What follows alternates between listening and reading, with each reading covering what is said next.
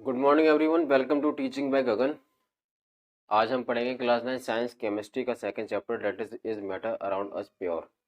इससे पहले matter in our surrounding जो कि पहला चैप्टर था केमिस्ट्री का, उसको हम पढ़ चुके हैं। आइए इस चैप्टर को शुरू करते हैं। चैप्टर में सबसे पहले चैप्टर का नाम आप देखिए क्या है, is matter around us pure. तो प्योर आ रहा है, मतलब मीनिंग इसका नहीं पूछ रहा है चैप्टर कि हमारे आसपास जो मैटर है हमारे सराउंडिंग में क्या वो प्योर है। तो पहले हम इसका आंसर बताने से पहले हमें पता होना चाहिए कि प्योर का एक्चुअली मीनिंग क्या होता है साइंस में। नॉर्मली क्या होता है, नॉर्मली मार्केट से हम कोई फूड आइटम लेके आते हैं, फॉर एग्जांपल घी लेके आए, पैकेट वाला घी या बटर, ठीक है, या मिल्क, कुछ भी। तो उसमें पैकेट में मेंशन रहता है कि इट इज़ प्योर। एडवर्टाइज करते हैं ना, 100% प्योर, शुद्धता की गारंटी, इस टाइप से। तो यहाँ पे ये प्योर जो बता रहे हैं, इनका प्योर का मतलब ये है फॉर कॉमन पीपल, नॉर्मली लोगों के लिए प्योर का मतलब क्या होता है। हम लोग के लिए प्योर का मतलब ये है कि इसमें कोई मिलावट नहीं है, एकदम शुद्ध है। It means there is no adulteration, means मिलावट, मिलावट को बोल दिया अडल्ट्रेशन। कोई मिलावट नहीं है, there is no adulteration. But science में क्या होता है, साइंस में साइंटिस्ट जो है वो प्योर का मतलब ये नहीं मानते। क्या मानते तो फिर वो कहते हैं अगर आप ये बता रहे हो कि ये प्योर है, तो मिल्क है फॉर एग्जांपल, मिल्क के पैकेट में लिखा है प्योर, लेकिन साइंटिस्ट बोलेंगे कि मिल्क में तो क्या है, वाटर है ना। और भी बहुत सारे इसमें मिनरल कंपोनेंट्स हैं, मिनरल्स के फॉर्म में कैल्शियम है, एक्सेट्रा, ठीक है ना। ये सारी तमाम सारी चीजें हैं मिल्क के अंदर ही। तो मिल्क को ये साइंटिस्ट प्योर नहीं बोलेंगे, हम लोग तो प्योर इसलिए बोल लेते हैं क्योंकि हमारा प्योर का मतलब होता है कि इसमें कोई मिलावट नहीं है, एकदम फालतू की, उसमें कोई इम्प्योरिटीज कोई और ज्यादा उसमें मिलावट नहीं की गई है। ठीक है, तो हम साइंस पढ़ रहे हैं तो साइंस में देखेंगे प्योर का मीन्स क्या होता है। Pure means in science, pure का मतलब ये होता है कि किसी सब्सटेंस के जो कॉन्स्टिट्यूएंट पार्टिकल्स हैं वो सारे एक जैसे, सारे सेम है। Pure means that all the constituent particles of a substance are same। किसी सब्सटेंस के जो कॉन्स्टिट्यूएंट पार्टिकल्स हैं वो सारे सेम है, एक जैसे ही हैं। क्लियर है बात, ये होता है मतलब प्योर का। ठीक है, तो कहने का मतलब एक सब्सटेंस कोई है तो हम प्योर कैसे बोलेंगे, किसी सब्सटेंस को हम प्योर तब बोलेंगे, प्योर सब्सटेंस का मतलब ये हुआ कि वो सिंगल टाइप ऑफ पार्टिकल्स उसमें, प्योर सब्सटेंस कंटेन या फिर consist of a single type of particles. बात समझ में आ गई ना। ठीक है, अब मिल्क में से वाटर है तो वाटर क्या है, एक प्योर सब्सटेंस है। कैल्शियम क्या है, एक अपने आप में एक प्योर सब्सटेंस है। क्यों, कैल्शियम में कैल्शियम के ही कॉन्स्टिट्यूएंट पार्टिकल्स है, वाटर में वाटर के ही एक सिंगल टाइप ऑफ उसके पार्टिकल्स हैं। ठीक है, तो मिल्क को प्योर नहीं बोला गया इन द सेंस साइंस। तो अब समझ में आ गया प्योर हम किसे बोलेंगे साइंस में, किसी सब्सटेंस को प्योर कब बोलते हैं, जब उस सब्सटेंस के जो कॉन्स्टिट्यूएंट पार्टिकल्स हैं वो सारे सेम है, एक जैसे ही हैं। ये तो हुआ प्योर, और यहाँ से हमने चैप्टर का इंट्रोडक्शन समझ लिया। ठीक है, तो आप बता पाओगे आप चैप्टर का जो पूछ रहा है chapter is matter around, chapter actually आपसे क्वेश्चन नहीं पूछ रहा है is matter around us pure. तो आप कहोगे कि हमारे आसपास में जो मैटर है वो प्योर भी हैं बट मिक्सर की फॉर्म भी है। तो पहले हम अभी मिक्सचर को ही देखेंगे, प्योर के हम बाद में देखेंगे। तो पहले मिक्सचर के फॉर्म में जो मैटर एग्जिस्ट करते हैं उनको देख लेते हैं। हमारे सराउंडिंग में मोस्टली मैटर मिक्सचर के फॉर्म में है। एग्जांपल बताइए कुछ, जैसे कि सैंड है, ठीक है ना, सोडा वाटर है, अभी सोडा वाटर हो गया, लेमोनेड नींबू पानी पीते हो वो हो गया, सॉफ्ट ड्रिंक्स कोल्ड ड्रिंक्स वगैरह होती है एक्सेट्रा। ठीक है, ये सब क्या है, ये सब मिक्सचर है। ठीक है ना। अब मिक्सचर को तो हम डिफाइन कैसे कर सकते हैं, मिक्सचर कंटेन, सीधे से लिख दो, मोर देन, एक से अधिक सब्सटेंस के अंदर हो गए वो हो गया मिक्सचर। सिंपल सी बात, क्लियर। ऑलराइट, जैसे कि एयर एक मिक्सचर है, एयर में सेवरल गैसेस है, सॉइल है, स्टील है, सी वाटर है, ठीक है ना। खाने में फ्रूट के सलाद खाते हैं तो उसमें कोई कैरेट भी होंगे और भी सारी चीज़ें होंगी, कैरेट होगी, रेडिस होगी, बहुत सारी चीज़ें इसमें मिक्स होकर हम लोग खाते हैं ना सैलेड, तो वो भी क्या है, मिक्सचर बन गया। हमारे सराउंडिंग में सारी चीज़ें हैं। तो अब इसके अंदर थोड़ी सी और बातें देखते हैं। मिक्सचर में क्या है ना, मिक्सचर में एक मिक्सचर बनाते हैं सॉल्ट प्लस वाटर के, शुगर प्लस वाटर। एक 1 स्पून इसमें हमने डाली शुगर, किसमें, एक बीकर में पानी लिया 100 ml, या फिर गिलास में पानी ले लिया, उसके अंदर 1 स्पून हमने डाली इसमें शुगर, ठीक है। और एक और लिया, उसमें डाल दी हमने 2 स्पून शुगर वाटर में। तो क्या मिक्सचर ये भी बना, मिक्सचर ये भी बना, बना। बट डिफरेंस क्या है, इसमें डिफरेंस क्या आ रहा है, डिफरेंस ये आ रहा है कि कंपोजिशन वेरी कर रहा है। तो मिक्सचर में हम कह सकते हैं कि a mixture does not have fixed composition, कोई फिक्स्ड कंपोजिशन नहीं होता है मिक्सचर में।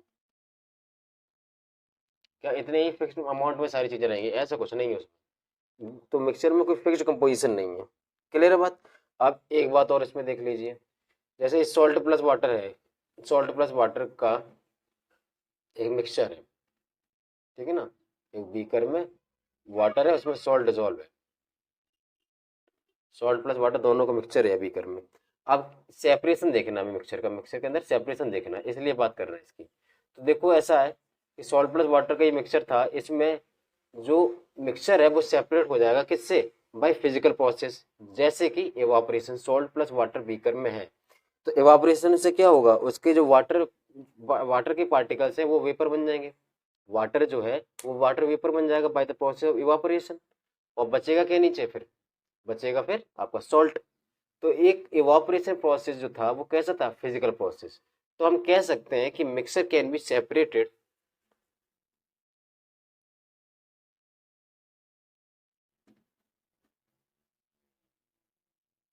बाय फिजिकल प्रोसेस, ठीक है ना।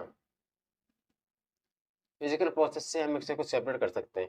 फॉर एग्जांपल, घर पे जब मम्मी चावल बनाते होंगे तो चावल में कुछ कूड़े वगैरह होते हैं, तो कुछ भी उसमें डला है, कुछ कूड़े वगैरह उसमें कुछ भी डला हुआ है अगर, तो एक्चुअली क्या उसको बोल तो देंगे, पूरे पूरे कंपोजिशन को बोल तो देंगे mixture.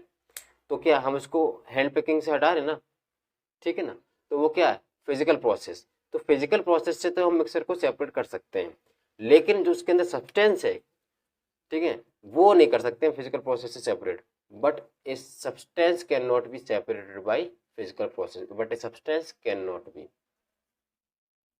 Separated by physical process. बात समझ में आ गई। जैसे सॉल्ट प्लस वाटर में, सॉल्ट अपने आप में एक सब्सटेंस था, वाटर अपने आप में एक सब्सटेंस था, ठीक है। तो वाटर को तो, और सॉल्ट और वाटर तो फिजिकल प्रोसेस से अलग हो गया बाय इवापोरेशन, उसमें डिजोल्व था, इवापोरेशन से वो हो गया।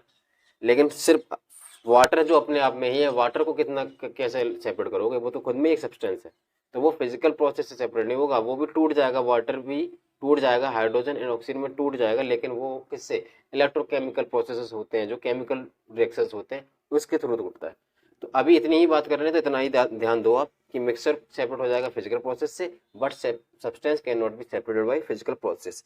अब हम देखते हैं मिक्सर के टाइप्स। तो दो टाइप ऑफ मिक्सर होते हैं, एक होमोजीनस मिक्सचर, एक हेट्रोजीनस मिक्सचर, ठीक है। Types of mixtures, alright. तो फर्स्ट इज होमोजीनियस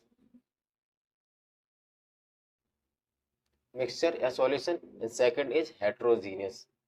तो दो टाइप्स ऑफ मिक्सचर आपके होते हैं, ठीक है ना, हेट्रोजीनियस एंड होमोजीनियस। तो होमोजीनियस मिक्सचर वो होता है जिसमें पार्टिकल्स जो होते हैं वो यूनिफॉर्मली डिस्ट्रीब्यूट होते हैं, ठीक है, यूनिफॉर्मली डिस्ट्रीब्यूट होते हैं। मतलब आप इसमें एग्जांपल, जो सॉल्ट प्लस वाटर मैंने देखा था, हम लोगों ने देखा था, सॉल्ट प्लस वाटर या फिर शुगर प्लस वाटर। तो शुगर को जो हमने डाला बीकर में, वाटर है इसमें, इसमें हमने शुगर को डाल दिया, डिजोल्व कर दिया, तो क्या बन गया, पूरा सॉल्यूशन बना, जो उसमें जो पार्टिकल शुगर के थे वो यूनिफॉर्मली डिस्ट्रीब्यूट हो गए, यूनिफॉर्मली फैल गए, उसमें यूनिफॉर्मली स्प्रेड हो गए थ्रू आउट द कंपोजिशन। तो इस टाइप का जो कंपोजिशन, इस टाइप का जो कंपोजिशन बनता है वो कहलाता है होमोजेनियस मिक्सचर, ठीक है ना। इस टाइप का जो बना मिक्सचर जिसमें कंपोजिशन जो है वो यूनिफॉर्मली स्प्रेड है, सॉल्ट प्लस वाटर है, शुगर प्लस वाटर, ठीक है। उसमें क्या है, उसमें जो पार्टिकल्स डाले हैं उसमें सॉलिड फॉर्म के, जो पार्टिकल्स डाले हैं शुगर के वो यूनिफॉर्मली उसमें फैल गए हैं, एग्जाम्पल मैंने आपको बता दिया ना अभी, सॉल्ट इन वाटर या शुगर इन वाटर। ऑलराइट, अब इसमें ऐसा भी देख सकते हैं। दूसरी चीज देखिए, कॉपर सल्फेट पाउडर ले लीजिए, कॉपर सल्फेट CuSO4 इसका पाउडर, कॉपर सल्फेट का पाउडर, और ये वाटर है, वाटर में डाला हमने, इसमें डाला 1 स्पून या 1 स्पैटुला, और एक दूसरा भी कर लिया, इसमें डाल दिया हमने 2 spoon copper sulphate powder. Copper sulphate powder को जब वाटर में डालते हैं ना तो एक कलर आता है वाटर में, ठीक है ना। होगा क्या इसमें, होमोजेनियस मिक्सचर तो ये भी होगा, होमोजेनियस मिक्सचर ये भी होगा।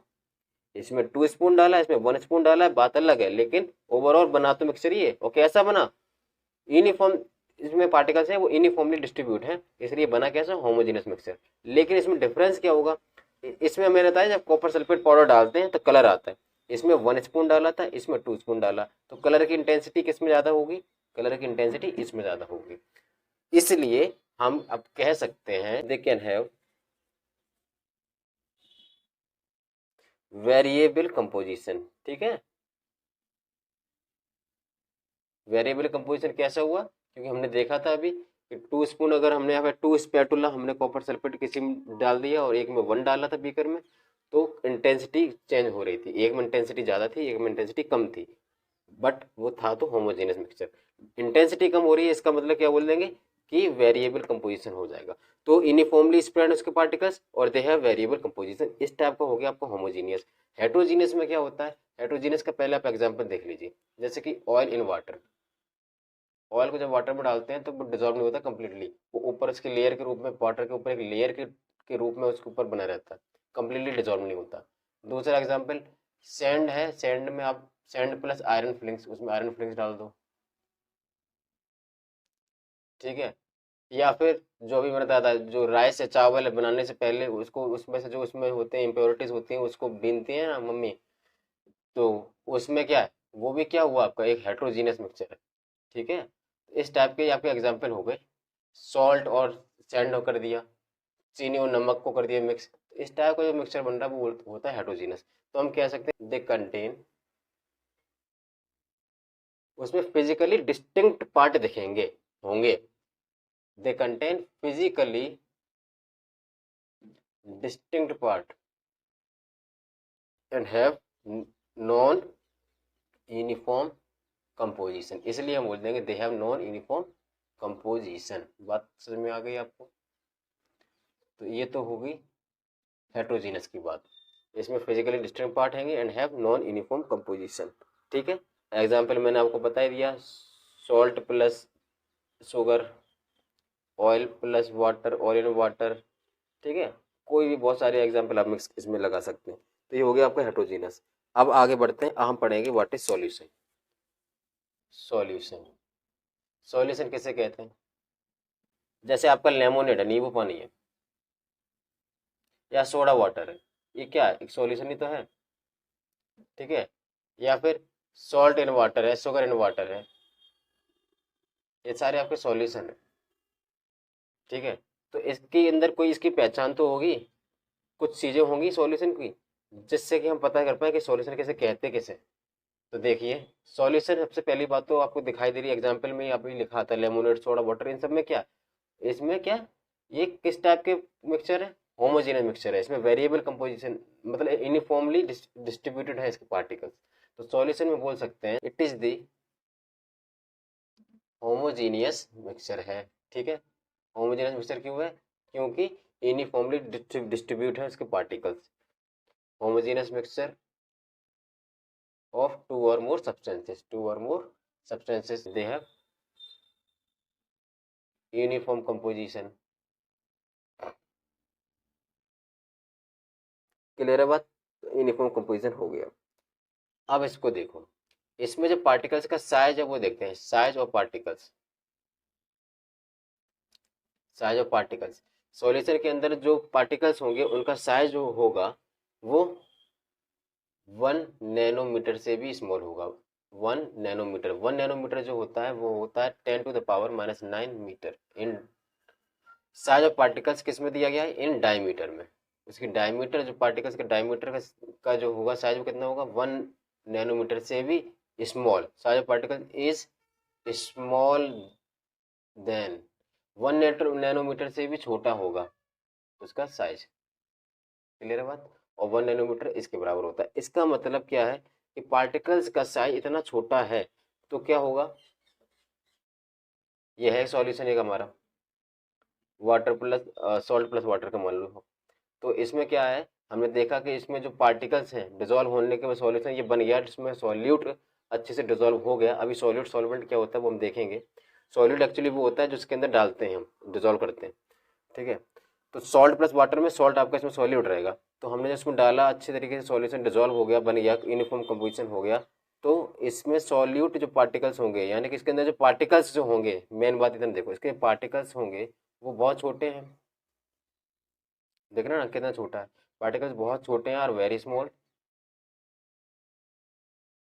इसलिए क्या होगा, इसलिए पार्टिकल्स के सामने जब पार्टिकल्स जो है, जो सॉल्यूशन है, सॉल्यूशन बीकर में रखा, इसके सामने जब हम टॉर्च से बीम ऑफ लाइट, टॉर्च की लाइट मारेंगे इस पे, तो क्या होगा, पार्टिकल्स इसके लाइट को क्या नहीं कर पाएंगे, स्कैटर नहीं कर पाएंगे।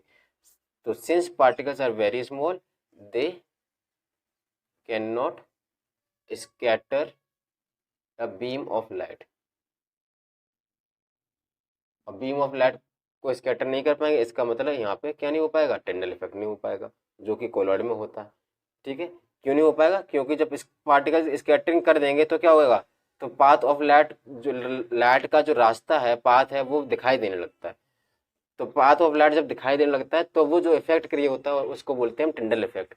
तो यहाँ पे क्या है, स्कैटरिंग नहीं हो रही है, क्यों नहीं हो रही है, क्योंकि पार्टिकल का साइज बहुत छोटा है। साइज छोटा है इसलिए स्कैटरिंग नहीं हो रही लाइट की, और स्कैटरिंग नहीं हो रही इसलिए क्या है, पाथ ऑफ लाइट, लाइट का जो पाथ है, is not visible, path of light is not visible. क्यों नहीं है आप समझ गए, ठीक है। तो सॉल्यूशन के अंदर दो कंपोनेंट्स होते हैं,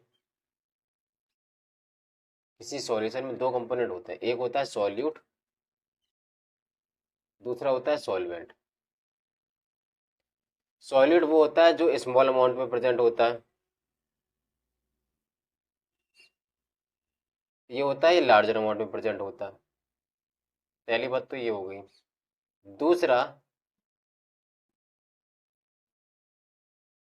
दूसरी बात क्या है, सॉल्यूट जो है वो ऐसा कंपोनेंट है, what is solute, solute is a component which dissolve in the, which dissolve in the solvent, या फिर which dissolve in the other component of the solvent, ठीक है। It is the component of a solution which dissolves in the solvent या फिर इन the other component, ठीक है, इन the solvent, जो solvent में घुलता है। तो इसको अगर आपको याद रखना है तो आप ऐसे भी याद रख सकते हो, जो घुलता है, जो घुलता है। For example salt plus water, water है उसमें सॉल्ट जो डाल रहे थे तो वो क्या हो गया, सॉल्ट हो गया यहाँ पे सॉल्यूट, क्योंकि वो स्मॉल अमाउंट में भी है और सॉल्ट ही उसमें डिजोल्व हो रहा है, सॉल्ट ही उसमें घुल रहा है, ठीक है। सॉल्वेंट कौन हो गया, जिसमें घुलता है। तो सॉल्ट किस में घुल रहा है, वाटर में, तो वाटर यहाँ पे कौन हो जाएगा, सॉल्वेंट, जिसमें घुलता है, ठीक है। तो और ये वाटर जो लार्जर अमाउंट में है वो तो होगी पहली बात। तो ये तो मैंने आपको याद बना रहे इसलिए ऐसे हिंदी में बता दिया। अब इसको लार्जर अमाउंट में इसको क्या बोलेंगे, it is the component of the solution which dissolves the other component, और अदर कंपोनेंट कौन है, अदर कंपोनेंट है solute, that is solute which dissolves the other component in it, अपने आप में दूसरे कंपोनेंट को अपने अंदर डिजोल्व करेगा। अब वो दूसरा कंपोनेंट कौन है, सॉल्यूट। ये तो बात होगी सॉल्यूट सॉल्वेंट की, ठीक है। अब सॉल्यूट सॉल्वेंट के एग्जांपल देख लेते हैं। तो पहला एग्जांपल देखेंगे solid in liquid. Solid in liquid में एक एग्जांपल आपका है, पहला example, first example, iodine in solution of iodine in alcohol. किसका सॉल्यूशन है, solution of iodine in alcohol. और ये बहुत इंपॉर्टेंट है, ये सॉल्यूशन आयोडीन इन एल्कोहल का सॉल्यूशन होता है उसको बोलते हैं हम tincture of iodine, tincture of iodine. पूछा जा सकता है what is tincture of iodine, TINCTURE, what is tincture of iodine. तो आप बोलेंगे कि tincture of iodine is the solution of iodine in alcohol. ठीक है, तो इसमें क्या है, आयोडीन जो है वो आप नाम ही देख लीजिए, नाम में ही आपको समझ में आ रहा होगा, आयोडीन इन एल्कोहल मतलब एल्कोहल में आयोडीन डिजोल्व है। तो आयोडीन यहाँ पे कौन होगा, सॉल्यूट। ठीक है, और एल्कोहल यहाँ पे कौन हो जाएगा, सॉल्वेंट। ठीक है, पहली बात तो ये हो गई। और आयोडीन जो कि सॉल्यूट यहाँ पे काम कर रहा है, अल्कोहल यहाँ पे सॉल्वेंट के फॉर्म में काम कर रहा है। और तो आयोडीन वो किस स्टेट में है, आयोडीन यहाँ पे है सॉलिड की स्टेट में, और जो एल्कोहल है वो तो है ही लिक्विड की स्टेट में। तो ये एक तो ये आपका एग्जाम्पल हो गया सॉलिड एंड लिक्विड वाला। ठीक है, तो पहला एग्जाम्पल आपको हो गया solution of iodine and alcohol, जिसका नाम क्या होता है, टिंचर ऑफ आयोडीन। ठीक है, और इसमें सॉल्यूट आपका आयोडीन है डेट इज सॉलिड, एंड इसमें सॉल्वेंट आपका एल्कोहल है and that is liquid. Clear है बात। तो पहला एग्जांपल सॉलिड सॉल्वेंट को लेके एक ये रहा जिसमें था सॉलिड इन लिक्विड। दूसरा एग्जांपल आपका हो जाएगा गैस इन लिक्विड। ठीक है ना, तो gas in liquid, gas in liquid, इसका एग्जांपल सबसे बढ़िया आपका कौन हो जाएगा, सोडा वाटर जैसा होता है वैसे ही। तो हम सीधे बोलते हैं अगर, तो इसमें गैस इन लिक्विड का क्या लिख देंगे, कार्बोनेटेड ड्रिंक्स, कार्बोनेटेड ड्रिंक्स, या फिर उसको हम कह सकते हैं एयरेटेड ड्रिंक्स, एयरेटेड ड्रिंक्स। तो इसमें गैस के फॉर्म में कौन है, कार्बन डाइऑक्साइड।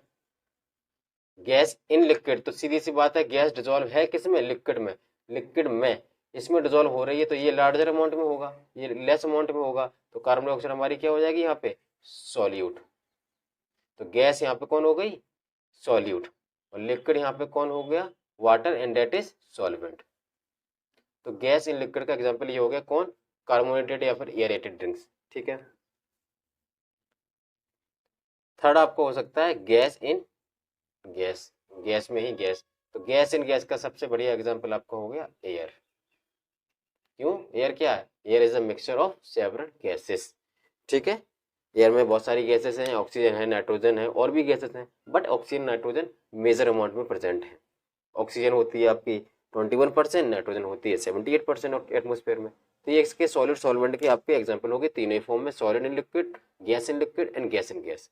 ठीक है, अब एक चीज और मैं आपको बता दूं कि अभी तक आपको लगता होगा कि सॉल्यूशन जो होता है वो सिर्फ लिक्विड सॉल्यूशन होता है। मतलब लिक्विड सॉल्यूशन का मतलब, सॉल्यूशन आपको मैं बता दूं, लिक्विड सॉल्यूशन भी हो सकता है, सॉलिड सॉल्यूशन भी हो सकता है, और गैसियस सॉल्यूशन भी हो सकता है। तो अभी तक तो आप समझ रहे होंगे कि केवल लिक्विड सॉल्यूशन ही होता है। लिक्विड सॉल्यूशन मतलब कि सॉलिड को लिक्विड में डाल दिया, सॉलिड इन लिक्विड, या फिर लिक्विड इन लिक्विड, या फिर गैस इन लिक्विड। तो ये तो आप देख ही चुके अभी। ठीक है ना, ये तो आप समझ भी सकते हो। बट इसके अलावा सॉल्यूशन जो है वो सॉलिड सॉल्यूशन भी हो सकता है, गैसियस सॉल्यूशन भी हो सकता है। सॉलिड सॉल्यूशन का आपका एग्जांपल हो गया एक एलॉय। तो what is alloy, alloy is the mixture of two or more metals, या फिर two or more metals and non metals, वो मिक्सचर कहलाता है एलॉय। तो एक एग्जांपल एलॉय का आप देख लीजिए, जैसे कि ब्रास। तो ब्रास जो है एक एलॉय का नाम है जिसके अंदर कौन कौन से मेटल्स होते हैं, इसके अंदर होता है copper and zinc, zinc and copper. ठीक है, जिंक एंड कॉपर, इसके अंदर ये दो एलिमेंट होते हैं। तो एक्चुअली देखा जाए तो कि कौन है, दोनों ही मेटल है। इन दोनों के मेटल्स का जो मिक्सचर बना आपका, ये भी मेटल है मतलब सॉलिड फॉर्म में है, और ये भी सॉलिड फॉर्म में है। ठीक है, तो इस फॉर्म में है, सॉलिड सॉलिड है, इसलिए इसको बोला हमने सॉलिड सॉल्यूशन। तो सॉलिड सॉल्यूशन अगर आता है तो आपका एग्जांपल सबसे बढ़िया क्या है उसका, एलॉय। तो मैंने एक एग्जांपल आपको दे दिया एलॉय का, ब्रास। तो ब्रास किसको हम बोलते हैं कि ब्रास किसका एलॉय है, ब्रास है जिंक एंड कॉपर का एलॉय। ठीक है, जिसमें जिंक होती है 30% और कॉपर होती है 70%। अच्छा, गैसीय सॉल्यूशन के फॉर्म में क्या हो सकता है, तो गैसीय सॉल्यूशन का मतलब एयर, एयर में क्या है, गैस इन गैस है या नहीं, अभी देखा था, एयर में गैस इन गैस। तो ये तो हो गया केवल लिक्विड सॉल्यूशन ही नहीं होता भाई वो सॉल्यूशन, वो सॉलिड सॉल्यूशन भी in the form of alloy हो सकता है, और गैसीय सॉल्यूशन भी होता है। तो सॉल्यूशन को एक बार हम फिर से रिमाइंड कर लेते हैं, और उसमें बाकी की जो प्रॉपर्टी से बची होंगी वो भी आ जाएंगी। तो सॉल्यूशन को हम देखते हैं। सबसे पहले हमने देखा it is A, solution is a homogeneous mixture. पहली बात। दूसरी बात क्या है, इसमें यूनिफॉर्मली पार्टिकल्स डिस्ट्रीब्यूट होते हैं, यूनिफॉर्मली पार्टिकल्स आर डिस्ट्रीब्यूटेड, और यूनिफॉर्मली डिस्ट्रीब्यूटेड किस में होते हैं, होमोजेनियस में होते हैं, इसलिए वो बात दोनों एक ही होगी। बात आई अगली साइज ऑफ पार्टिकल्स। पार्टिकल्स का साइज कितना होता है, 1 नैनोमीटर से भी कम होता है,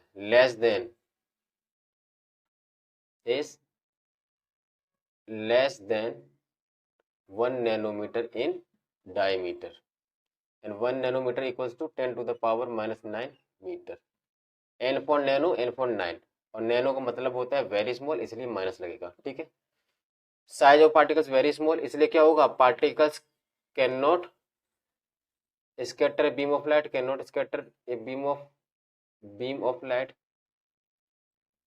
जब सॉल्यूशन के सामने एक टॉर्च लगाएंगे जिससे कि लाइट जाएगी, तो वो क्या करेंगे, वो पार्टिकल्स को स्कैटर नहीं कर पाएंगे, इसलिए उसका path of light is not visible. Light का जो पाथ है वो दिखाई नहीं देगा, path of light is not visible. ये अभी मैं आपको बता चुका था, और एक बार फिर से रिवीजन के तौर पे इस पे हो गया। अब इसमें एक और इम्पोर्टेंट बात है, उसको आप देख लो। इस सॉल्यूशन क्या होता है, सॉल्यूशन होता है स्टेबल। एक सॉल्यूशन है वो होता है स्टेबल। स्टेबल का मतलब क्या है, आपने छोटी क्लासेस में पढ़ा होगा, what is sedimentation, what is filtration, ठीक है ना। तो फिल्ट्रेशन में कैसा एग्जांपल, जैसे कि चाय बनी, टी है, टी को छाना छलनी से, तो वो क्या हो, फिल्टर ही तो कर दी हम लोगों ने। तो मतलब सॉल्यूट पार्टिकल्स को हमने उसको रिमूव कर दिया, सेपरेट कर दिया, किससे, by the process of filtration. Sedimentation क्या होता है, एग्जाम्पल सेडिमेंटेशन का आपको नहीं पता तो मैं बता देता हूँ। सेडिमेंटेशन, व्हाट इज सेडिमेंटेशन, एक वाटर है, उसमें उसमें सैंड मिक्स है, वाटर में सैंड मिक्स है, तो वाटर में सैंड मिक्स है तो सैंड के पार्टिकल्स कैसे रहते हैं उसमें। तो क्या करेंगे, थोड़ी देर बाद उस वाटर, मान के चलो किसी बर्तन में है पानी, उसमें सैंड मिक्स है, बालू आ रही है पानी में, ठीक है, तो थोड़ी देर तक उसको हमने रख दिया ऐसे ही, when it is left undisturbed, when it is left undisturbed, इस सॉल्यूशन को हमने छोड़ दिया बिना डिस्टर्ब करे, तो क्या होगा, थोड़ी देर बाद जो उसके सैंड के पार्टिकल्स हैं वो नीचे सेटल डाउन हो जाएंगे। क्या हो जाएंगे, सेटल डाउन। तो ये सेटल डाउन जब हो जाते हैं eight the bottom of the container, उस प्रोसेस को क्या बोलते थे हम, सेडिमेंटेशन। इसे बोलते हैं सेडिमेंटेशन, जो कि आपने प्रीवियस क्लासेस में पढ़ा होगा। उसके बाद क्या हो गया, पार्टिकल सैंड के नीचे रह गए, और ऊपर का जो बचा था पानी, उसको हमने वाटर को बाहर निकाल दिया ऊपर से आराम से, और जब बाहर निकाल देते हैं उसको बोलते हैं, इस प्रोसेस को डिकेंटेशन। अब मैंने आपको बता भी दिया, अगर आपको ना याद हो तो, व्हाट इज डिकेंटेशन, सेडिमेंटेशन, ठीक है ना। तो स्टेबल का मतलब ये है, सॉल्यूशन को स्टेबल क्यों बोल रहे हैं, इसलिए बोल रहे हैं कि पहली बात तो ये कि सॉल्यूट पार्टिकल्स, इसके सॉलिड पार्टिकल्स जो हैं वो can not be separated by filtration. पहली बात तो ये कि फिल्ट्रेशन से इसके पार्टिकल सेपरेट नहीं हो सकते। दूसरी बात क्या है, दूसरी बात यह है कि सेडिमेंटेशन नहीं होगा, मतलब सॉलिड पार्टिकल्स है वो सेटल डाउन नहीं होते। Solid particles do not settle down, do not settle down when left undisturbed, ठीक है। तो इसके पार्टिकल्स जो है वो ना ही सेटल डाउन हो रहे हैं जब इसको छोड़ देते हैं left, when it is left undisturbed, ठीक है, और ना ही ये फिल्ट्रेशन के प्रोसेस से इसके सॉलिड पार्टिकल्स सेपरेट हो रहे हैं। इसलिए सॉल्यूशन क्या है, अपने आप में स्टेबल है, इसलिए हमने सॉल्यूशन को स्टेबल बोला। बात समझ में आ गई, यहाँ पे आपका ये सॉल्यूशन खत्म होता है। अब हम आगे पढ़ेंगे व्हाट इज सस्पेंशन, जिसमें जो सॉल्यूट के पार्टिकल्स होंगे वो सस्पेंडेड होंगे, ठीक है ना, और वो दिखाई भी देंगे हम लोगों को। एग्जाम्पल चौक पाउडर, पहले हेडिंग डाल देते, सस्पेंशन।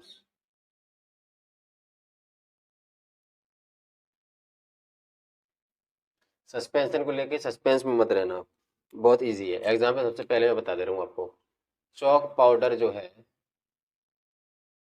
उसको हमने डिसॉल्व कर दिया वाटर में, ठीक है ना, तो क्या होगा, चौक पाउडर के जो पार्टिकल्स होंगे वो उसमें एकदम आपको दिखाई देंगे, सस्पेंडेड होंगे, पूरे वाटर में सस्पेंडेड रहेंगे कि नहीं रहेंगे, वही तो होगा। ऐसा तो है नहीं सॉल्यूशन की तरह कि कंप्लीटली डिसॉल्व हो गए उसमें, होमोजीनियस मिक्सचर बन गया हो, ठीक है ना, वो तो है नहीं इसमें। इसमें सेपरेटली फिजिकली डिस्टिंक्ट पार्ट है और नॉन यूनिफॉर्म कंपोजिशन है। क्लियर है बात? इसलिए हम सस्पेंशन कैसे बोलेंगे? What is suspension? That is why we can say that suspension is a it is a heterogeneous mixture. ठीक है, इन विच जिसमें कि सॉल्यूट पार्टिकल्स या फिर बोल in which particles are suspended, particle suspended रहते हैं इसीलिए बोलते suspension. Are suspended in the bulk of medium, जो भी मीडियम होगा सॉल्यूशन का उसके बल्क में सस्पेंडेड रहेंगे उसके पार्टिकल्स, इसलिए इसको हमने बोला ये क्या सस्पेंशन। क्लियर है बात? प्रॉपर्टी देख लो, ये तो इसकी डेफिनेशन हो गई। अब इसकी कुछ प्रॉपर्टीज देख लो सस्पेंशन की। तो सस्पेंशन में आगे बात क्या होगी? इसके particles can be seen by our naked eye, particles को हम देख सकते हैं अपनी खुली आंखों से, can be seen by naked eye. Clear है बात? दूसरी बात क्या है? पार्टिकल्स का साइज इतना बड़ा है कि हमारी आंखों से दिखाई दे रहा है। इसका मतलब क्या? ये चौक पाउडर इसके अंदर है, किसके अंदर? वाटर है, वाटर के अंदर यहाँ पे ये चौक पाउडर के पार्टिकल्स हैं, इतने बड़े हैं कि हम लोग को दिखाई दे रहे हैं। जब इतने बड़े हैं कि हम लोग को दिखाई दे रहे हैं तो क्या है, जब यहाँ से हम टॉर्च की लाइट इसमें मारेंगे और पार्टिकल जब तक यहाँ पे हैं तो पार्टिकल से लाइट को स्कैटर कर देंगे, स्कैटर कर देंगे तो इसका पाथ भी दिखाई दे जाएगा। ठीक है ना? तो पार्टिकल्स का साइज बड़ा है तो क्या है, पार्टिकल्स स्कैटरिंग भी कर देंगे लाइट को। सो हम कह सकते हैं particles scatter a beam of light, particles scatter a beam of light passing through it, जब इससे कोई लाइट गुजारेंगे तो वो स्कैटर हो जाएगी। इससे क्या होगा? एंड मेक, उसका रास्ता दिख जाएगा, and make its path visible, path उसका दिखने लगेगा। बट ये कब तक हो पाएगा? जब तक उसके पार्टिकल्स उसमें सस्पेंडेड रहेंगे। जैसे ही पार्टिकल्स नीचे सेडिमेंट हो जाएंगे, जो कि हो ही जाएंगे, थोड़ी देर अगर उसको लेफ्ट अनडिस्टर्ब कर दिया तो पार्टिकल सेटल डाउन हो जाएंगे, या फिर पार्टिकल्स को फिल्ट्रेशन के प्रोसेस से हमने सेपरेट कर दिया तो फिर नहीं होगा फिर। ठीक है ना? तो ये पार्टिकल्स की स्कैटरिंग कब तक हो पाएगी? जब तक कि उसमें सस्पेंडेड है। जैसे ही पार्टिकल्स नीचे सेटल डाउन हुए तो होता क्या है सस्पेंशन में? क्या है सस्पेंशन में? सस्पेंशन में क्या होगा? पार्टिकल्स सेटल डाउन हो जाते हैं थोड़ी देर तक। कब पार्टिकल्स सेटल डाउन, कब सेटल डाउन होते हैं? When left undisturbed, when left undisturbed, मतलब ये क्या हो गया? सेडिमेंटेशन। तो सेडिमेंटेशन इसका हो जाता है पार्टिकल्स का, पार्टिकल का साइज बड़ा है तो जब इसको छोड़ देंगे अनडिस्टर्ब किए हुए सेडिमेंटेशन हो जाएगा, और जब सेडिमेंटेशन हो जाएगा पार्टिकल्स नीचे सेटल डाउन हो जाएंगे तो तब लाइट को स्कैटर करने के लिए कोई पार्टिकल्स मौजूद नहीं रह पाएंगे, वो तो नीचे हो गए। तो तब स्कैटरिंग नहीं होगी, स्कैटरिंग नहीं होगी तो उसका पाथ भी नहीं दिखाई देगा। ठीक है? इसलिए हम कह सकते हैं क्या? Suspension is, suspension is unstable. जैसे सॉल्यूशन को भी देखा था स्टेबल होता है, वैसे सस्पेंशन कैसा होता है? अनस्टेबल। अनस्टेबल होता है मतलब पहली चीज, तो दूसरी चीज, पहली चीज क्या होगी कि इसमें सॉलिड पार्टिकल्स सेपरेट हो जाएंगे बाय फिल्ट्रेशन। दूसरी चीज क्या है? When suspension is left undisturbed, यही वाली बात, then solid particles will settle down at the bottom of the container. इसका मतलब सस्पेंशन जो है वो अनस्टेबल अनस्टेबल। बस इतनी सी बात थी सस्पेंशन की, सस्पेंशन की कहानी खत्म हो गई। क्लियर है बात? एग्जाम्पल भी देख लिए आपने। अब सॉल्यूशन में कुछ चीजें रह गई थी वो मैं आपको बता दूं।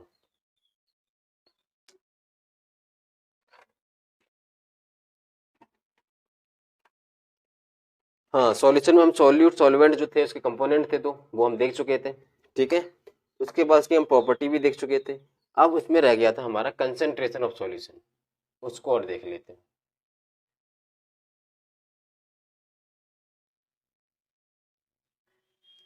किसी सॉल्यूशन का, सॉल्यूशन क्या है? होमोजेनियस मिक्सचर है। ठीक है ना? उसमें यूनिफॉर्मली डिस्ट्रीब्यूटेड है पार्टिकल्स, और तो इसका कंसेंट्रेशन कैसा, सॉल्यूशन का कंसेंट्रेशन है वो हो सकता है या तो डाइल्यूट या फिर कंसेंट्रेटेड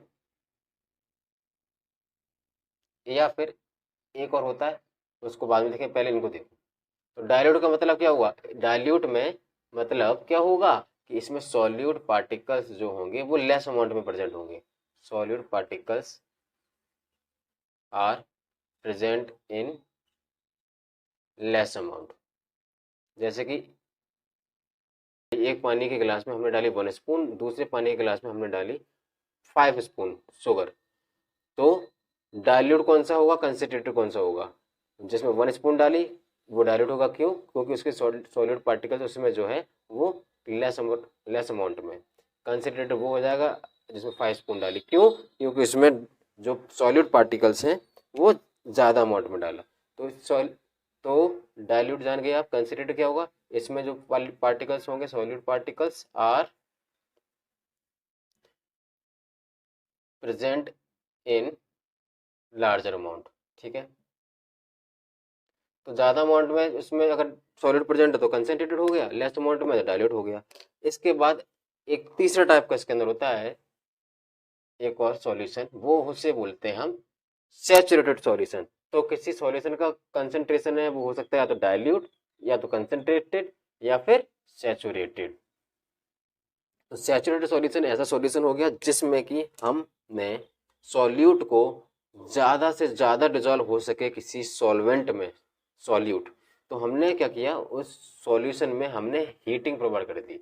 मतलब किसी पर्टिकुलर टेम्परेचर पे जब सॉल्यूट जो है वो जितना ज़्यादा से ज़्यादा डिजॉल्व हो सकता है उस सॉल्वेंट में, ठीक है, ऐसे सॉल्यूशन को हम बोलते हैं saturated solution. So at any particular temperature, चलिए इस प्रकार जो हमें सॉल्यूशन मिलता है उसको हम बोलते हैं सैचुरेटेड सॉल्यूशन। तो सैचुरेटेड सॉल्यूशन सिंपल सी बात है, इसको हम बोल सकते हैं नेक्स्ट दूसरे तरीके से कि व्हेन नो मोर, जब, ये बस याद रखना, when no more solute can be, मतलब इतना ज़्यादा सॉल्यूट इसमें डिजोल्व कर दिया टेम्परेचर बढ़ा के कि अब उससे ज़्यादा, अब कोई जितनी उसकी क्षमता थी उतना डिजोल्व कर दिया, मतलब अब क्षमता के बाहर और ज़्यादा उसमें सॉल्यूट डिजोल्व नहीं हो सकता उस सॉल्यूशन में। इसलिए हम कह सकते हैं when no more solute can be dissolve in a solution, साथ में क्या लिखना है, टेम्परेचर भी, एट ए गिवन टेम्परेचर, कोई भी जो टेम्परेचर दिया गया उस पे, is called saturated solution. Clear है बात।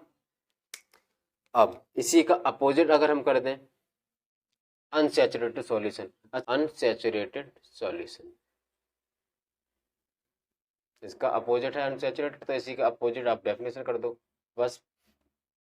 यहाँ पे नो मोर सॉल्यूट हो गया तो यहाँ पे नो हटा दो, ठीक है ना।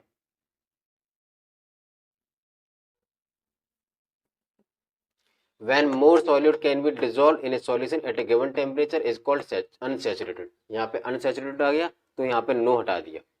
मतलब क्या होगा, इसका एग्जाम्पल आप ऐसे देखिए, जैसे कि जो हम चाशनी बनाते हैं पानी में शुगर डाल के, तो साथ में टेम्परेचर देते हैं, उसमें हीट करते हैं ताकि थोड़ा सा उसमें और ज़्यादा डिजोल्व हो जाए चीनी। लेकिन क्या हम इतनी शुगर उसमें डिजोल्व करते हैं जितने की मतलब उसकी कैपेबिलिटी है वाटर की, वाटर वहाँ पे कौन है, एक सॉल्वेंट है, कि हम वाटर में इतनी सॉल्ट डिजोल्व करते रहते हैं जितने की उसमें कैपेबिलिटी है, वो तो नहीं है ना। टेम्परेचर इंक्रीज करते हैं ताकि थोड़ी सी एक्स्ट्रा उसमें डिजोल्व हो जाए, बट ना कि इतनी कि जितनी की उसकी कैपेबिलिटी है। मतलब अब उससे ज़्यादा कोई शुगर उसमें डिजोल्व हो ही नहीं सकती, कोई स्पेस बची ही नहीं, इतना तो नहीं करते हैं ना। तो इस टाइप को बोलेंगे अनसैचुरेटेड। मतलब क्या कि उसमें अभी और भी ज़्यादा हम सॉल्यूट डिजोल्व कर सकते हैं, किसी टेम्परेचर इसमें भी रहेगा, ठीक है ना। तो इसका एग्जाम्पल सबसे बढ़िया मैंने बताया कि चाशनी बनाई जाती है वो, तो इसको बोल दिया अनसैचुरेटेड, मतलब अभी और भी ज्यादा इसमें सॉल्यूट डिजोल्व हो सकता है। When more solute can be dissolve in a solution at a given temperature is called unsaturated. और सैचुरेटेड में क्या था, when no more solute can be dissolve. Clear है बात। अब सॉल्युबिलिटी क्या होती है, जो सैचुरेटेड सॉल्यूशन था ना, सैचुरेटेड सॉल्यूशन में क्या था कि मतलब हद से हद जितनी ज्यादा कैपेबिलिटी थी उतनी ज्यादा सॉल्यूट डिजोल्व हो गया। तो सॉल्युबिलिटी हम किसे बोलेंगे, सैचुरेटेड सॉल्यूशन जो होता है उसके अंदर जो amount of solute present in saturated solution, उसे बोलते हैं सॉल्युबिलिटी। ठीक है ना। जो अमाउंट ऑफ सॉल्यूट प्रेजेंट है सैचुरेटेड सॉल्यूशन में एट ए गिवन टेम्परेचर, उसको बोलते हैं हम उस सैचुरेटेड सॉल्यूशन की सॉल्युबिलिटी। All right. अब बात ऐसी है कि एक सैचुरेटेड सॉल्यूशन है, उसको आपके पास लाया गया, कब? उसको कूल डाउन करके, उसको ठंडा करके, उसका टेम्परेचर डिक्रीज करके। तो क्या होगा ऑन कूलिंग या फिर और on decreasing temperature of saturated solution, क्या होगा? ये क्वेश्चन भी पूछा जा सकता है। अगर सैचुरेटेड सॉल्यूशन का टेम्परेचर डिक्रीज कर दें या फिर उसको कूल कर दें और उसके बाद में आपके पास में लाया जाए, तो आप क्या देखेंगे, क्या होगा? क्या होगा? ये होगा कि उसके जो सॉल्यूट थे, solute is formed into crystal, solute बन जाएंगे क्रिस्टल। ठीक है, सॉल्यूट जो है वो बन जाएंगे crystal and they settle down at the bottom, और वो नीचे कंटेनर के बॉटम में सेटल डाउन हो जाएंगे, and they settle down at the bottom of the container.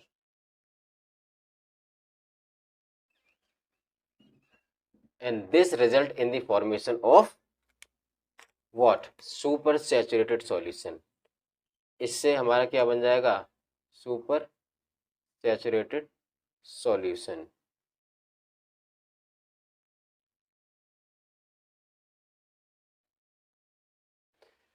ठीक है, तो सुपर सैचुरेटेड सॉल्यूशन कब बना? कि जब ऑन कूलिंग और on decreasing the temperature of saturated solution क्या हो जाएगा? Solute is converted into crystal, is formed, या फिर कन्वर्टेड, कुछ भी लिख सकते हैं आप, बता दें। कहने का मतलब इतना है कि सॉल्यूट जो है वो क्रिस्टल बन जाएगा और वो सेटल डाउन हो जाएंगे नीचे eight the bottom of the container. This results in this formation of super saturated solution. इस प्रकार से हमारा सुपर सैचुरेटेड सॉल्यूशन बनेगा। ठीक है, अब सैचुरेटेड, सुपर सैचुरेटेड, अनसैचुरेटेड सब समझ में आ गया होगा। तो सॉल्यूशन में इतनी बात थी वो आपको बता दी। अब कंसंट्रेशन ऑफ सॉल्यूशन हम क्या बोल सकते हैं? तो what is concentration of solution? What is concentration of solution, बताइए। तो कंसंट्रेशन ऑफ सॉल्यूशन क्या होगा? कंसंट्रेशन ऑफ सॉल्यूशन हो जाएगा कि amount of solute present in the given amount of solvent या फिर गिवन अमाउंट ऑफ सॉल्यूशन। तो concentration of solution is the amount of solute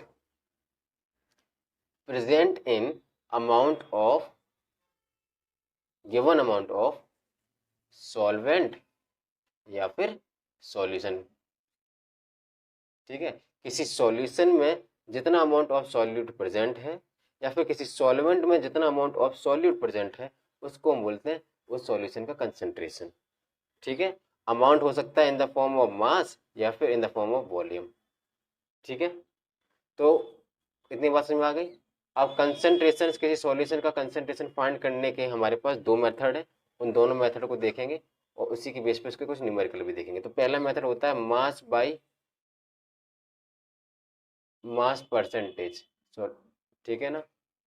दूसरा हो जाएगा मास बाई वॉल्यूम परसेंटेज। ठीक है, तो mass by mass percentage formula आपका क्या है कि मास ऑफ सॉल्यूट मतलब amount of solute upon mass by mass कर रहे हैं इसलिए यहाँ पे भी मास आएगा, मास ऑफ सॉल्यूशन। अच्छा, फॉर्मूला जब पुट करें तो नीचे सॉल्यूशन ही रहेगा आपका, सॉल्वेंट का मास नहीं लिखना, मास ऑफ सॉल्यूशन। परसेंटेज निकालना है इसलिए परसेंटेज का मतलब ही होता है 100 से मल्टीप्लाई कर देंगे इसलिए। ठीक है, तो ये तो इसका फॉर्मूला हो गया। मास बाई वॉल्यूम में क्या हो जाएगा? पहले मास है तो ऊपर क्या है? सॉल्यूट है, तो mass of solute upon volume of solution, नीचे सॉल्यूशन ही रहेगा ऊपर सॉल्यूट। परसेंटेज निकालना है इसलिए मल्टीप्लाइड बाई 100, ये इसका फॉर्मूला हो गया। बात समझ में आ गई आपको? तो ये फॉर्मूला है, वो डिपेंड करेगा कि कैसा क्वेश्चन है। क्वेश्चन में सॉल्यूट और सॉल्वेंट दोनों ही दिए गए हैं आपको, क्या कहते हैं, दोनों के मास दिए गए हैं तो हम ये वाला लगाएंगे, एक का मास दिया एक का वॉल्यूम दिया है तो हम ये वाला लगाएंगे। वो डिपेंड करेगा कि क्वेश्चन कैसा है। इसलिए हम कुछ क्वेश्चन इसके देख लेते हैं जो कि आपके एनसीईआरटी के क्वेश्चन है। एनसीईआरटी के जो सॉल्व आंसर है, क्वेश्चन आंसर है जो एग्जाम्पल में दिए होते हैं, वो मैं नहीं कराऊंगा, वो तो आप देख भी लोगे उसमें। ठीक है ना, वो करा दूंगा जो अनसॉल्व इसमें है। तो एनसीईआरटी के एक दो क्वेश्चन आपको मैं करा देता हूँ। इस solution contain 40 gram of contain 40 gram of common salt in 320 gram of water. ठीक है, calculate its concentration of solution.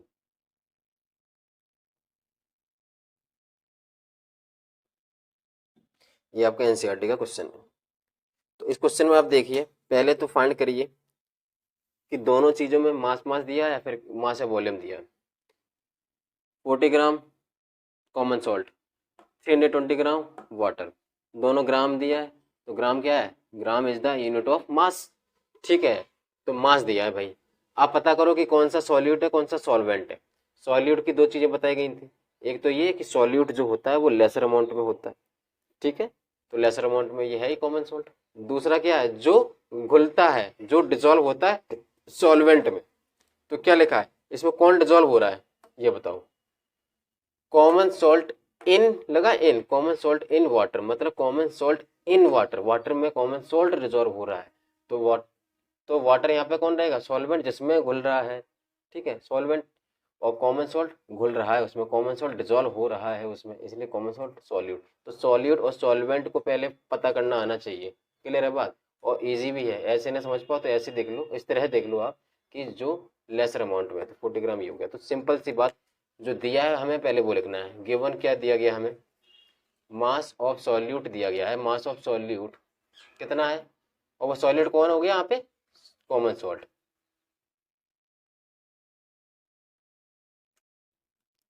Solute कौन है, कॉमन सॉल्ट। तो मास ऑफ सॉल्यूट कितना हो गया, 40 ग्राम। मास ऑफ सॉल्वेंट, सॉल्वेंट ही तो दिया है इसमें, सॉल्वेंट कौन है, वाटर, उसका मास कितना है 320 ग्राम। अब हमें को फाइंड करना है पहले तो मास ऑफ सॉल्यूशन। तो इसका पहले मास ऑफ सॉल्यूशन निकालना पड़ेगा। तो मास ऑफ सॉल्यूशन कैसे निकलेगा कि सॉल्यूट का मास और सॉल्वेंट का मास, दोनों का मास हम ऐड कर दें। तो कितना आ जाएगा 360 ग्राम। क्लियर है बात, इतनी बात हो गई। अब हम क्या करेंगे, फॉर्मूला कौन सा लगा देंगे, मास बाई मास फॉर्मूला। तो क्या होता है, मास of solute upon mass of, मैंने बताया था आपको नीचे सॉल्यूशन ही याद रखना है इसमें, मास ऑफ सॉल्यूशन इनटू 100, क्योंकि परसेंटेज निकालना है। ठीक है, कंसेंट्रेशन ऑफ सॉल्यूशन में यही तो था फॉर्मूला एक, मास बाई मास वाला, इनटू 100। हमने क्यों निकाला मास ऑफ सॉल्यूशन, क्योंकि नीचे सॉल्यूशन निकालना है। कुछ बच्चे क्या करते हैं, यहाँ पे मास ऑफ सॉल्वेंट डायरेक्टली यहाँ पे 322 लिख देते हैं, आंसर गलत हो जाता है। इन दोनों को इसीलिए ऐड करना पड़ा क्योंकि हमें पहले सॉल्यूशन चाहिए, नीचे सॉल्यूशन का मास दिखेंगे। ठीक है, तो मास ऑफ सॉल्यूट कितना है 40, मास ऑफ सॉल्यूशन कितना हो गया 360 इंटू 100। आप इसको सॉल्व करेंगे, 400 अपॉन 360, 0 कट हो गया।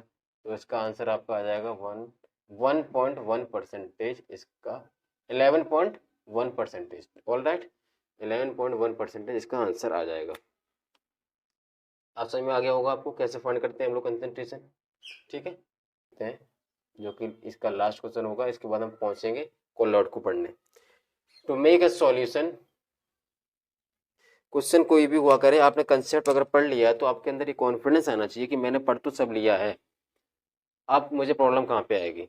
अब आपको कुछ प्रॉब्लम नहीं आएगी, कंसेप्ट आपने पढ़ लिया, आपको बस क्वेश्चन को समझना है। क्वेश्चन समझ लिया तो आधा आंसर वहीं पे निकल आता है। ठीक है, इसलिए घबराना नहीं है, बस क्वेश्चन को देखना है और जो दिया है उसको समझना है और वैल्यू पुट करना है। ठीक है, तो क्या दिया है, टू मेक ए सॉल्यूशन, इसमें सैचुरेटेड सॉल्यूशन है, to make a saturated solution, क्योंकि इसमें टेम्परेचर भी दिया गया ना, इसलिए सैचुरेटेड सॉल्यूशन अगर बनाना है तो टेम्परेचर तो कोई होगा, कोई ना कोई पर्टिकुलर टेम्परेचर। तो एक सैचुरेटेड सॉल्यूशन को बनाने के लिए 36 ग्राम ऑफ NaCl घोला गया, डिजोल्व किया गया किसमें, 100 ग्राम ऑफ वाटर में। तो इसमें सॉल्यूट कौन हो गया NaCl और सॉल्वेंट कौन हो गया वाटर। इतनी बात तो समझ में आ गई। दोनों का ग्राम ग्राम यानी कि दोनों का मास दिया, तो सेम प्रीवियस क्वेश्चन की तरह ही हो गया। तो mass of solute equals to 36 gram. Solute कौन हो गया यहाँ पे, NaCl यानी कि कॉमन सॉल्ट, या फिर यानी कि sodium chloride. Mass of solvent कौन है यहाँ पे, वाटर है, उसका मास कितना है 100 ग्राम।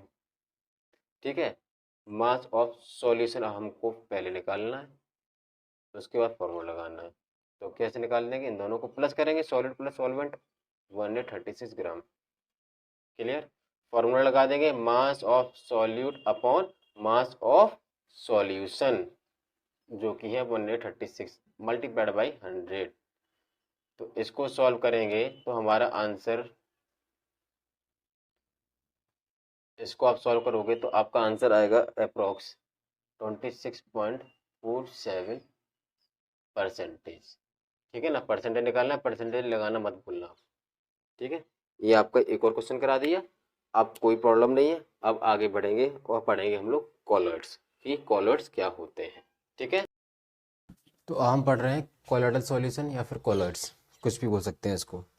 तो कोलोइडल सॉल्यूशन, सबसे पहले आपको बता दूं कि अभी आपने सॉल्यूशन पढ़ा था, तो सॉल्यूशन में जो पार्टिकल्स का साइज था वो बहुत छोटा था, 1 नैनोमीटर से भी छोटा था ना, पढ़ा था हम लोगों ने।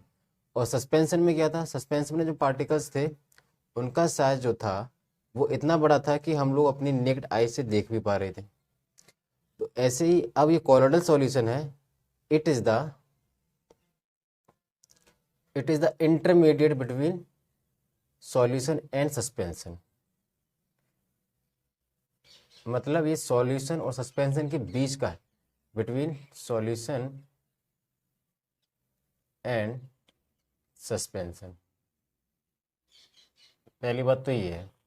ठीक है, अब दूसरी बात इसमें ऐसा है कि इसके जो पार्टिकल्स हैं, कॉलर्ड्स के जो पार्टिकल्स हैं वो यूनिफॉर्मली डिस्ट्रीब्यूट हैं पूरे through out the medium, through out the solution.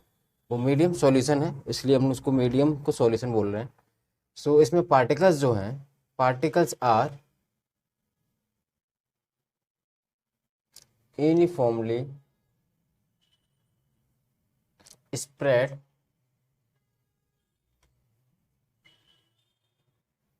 throughout the solution। All right, आप इसका एग्जाम्पल आप ऐसे समझ सकते हैं, इसके एग्जाम्पल्स में कौन कौन से आते हैं, कॉलर्ड्स कौन कौन से होते हैं। एग्जाम्पल आप देखिए, एग्जाम्पल में इसमें मिल्क है, ब्लड है। ठीक है, और एग्जाम्पल कौन से हो सकते हैं, ink in water, ink in water, starch solution etcetera, starch solution, starch का सॉल्यूशन होगा वो भी इसका एग्जाम्पल एक है। ऑल राइट, तो ये सब एग्जाम्पल हैं कॉलर्ड्स के। अब हम इनको देखें, मिल्क को देखें या ब्लड को देखें या फिर इंक को डाल दिया वाटर में तो पूरा उसका डिजॉल्व हो जाएगी इंक वाटर में, तो वो भी आपको बनेगा किस, कॉलर्डल सॉल्यूशन एक बन जाएगा। थ्रू आउट द मीडियम उसके पार्टिकल्स स्प्रेड हो गए। देखकर ऐसा लगेगा, प्रतीत होगा कि ये होमोजीनियस है, but it is not the homogeneous. क्यों, अब इसी बात को देखते हैं। सबसे पहले इस बात को लिख देते हैं, colloidal solution, a colloidal solution appears to be homogeneous। homogeneous appear होगा, दिखाई देगा, मालूम पड़ेगा, बट इट इज नॉट, लेकिन वो होता नहीं है। ठीक है, क्यों, अच्छा होमोजेनियस एपियर क्यों होता है, क्योंकि उसके पार्टिकल्स के साइज छोटा है। ठीक है, पार्टिकल्स का साइज छोटा है, बट सॉल्यूशन के जो पार्टिकल्स थे उनसे इसका साइज बड़ा है, सस्पेंशन के पार्टिकल्स से छोटा है। सस्पेंशन के पार्टिकल्स हम लोग को दिखाई दे रहे थे, जब चॉक पाउडर को हमने वाटर में डाला था सस्पेंशन में, तो उसके पार्टिकल नेक्ड आई से विजिबल थे। ठीक है, बट इसमें वो दिख नहीं रहे हैं, पार्टिकल्स दिख नहीं रहे हैं, तो हम लोग को ऐसा लगता है कि ये होमोजीनियस होगा। ठीक है, तो वो दिख नहीं रहे हैं लेकिन इतने भी छोटे नहीं हैं कि उसको हमें होमोजीनियस में उसको हम काउंट कर लें। ठीक है, इतने बड़े हैं कि उनसे स्कैटरिंग ऑफ लाइट पॉसिबल हो जाएगी। सॉल्यूशन में बहुत छोटे थे इसलिए स्कैटरिंग ऑफ लाइट भी नहीं हो पा रही थी। ठीक है ना। तो इसका एक कारण ये था, सिर्फ और सिर्फ अगर पूछा जाए आपसे कि why does the colloidal solution appears ऐसे होमोजीनियस, तो इसका क्यों हो रहा है, इसका चलो मैं लिख देता हूँ, इसका रीजन देता हूँ। क्यों? बिकॉज ऑफ या फिर due to its smaller, its मतलब कौन, पार्टिकल्स, ठीक है ना, पार्टिकल्स का smaller size, due to the smaller size लिख देते हैं, चलो ठीक है, due to the smaller size of particles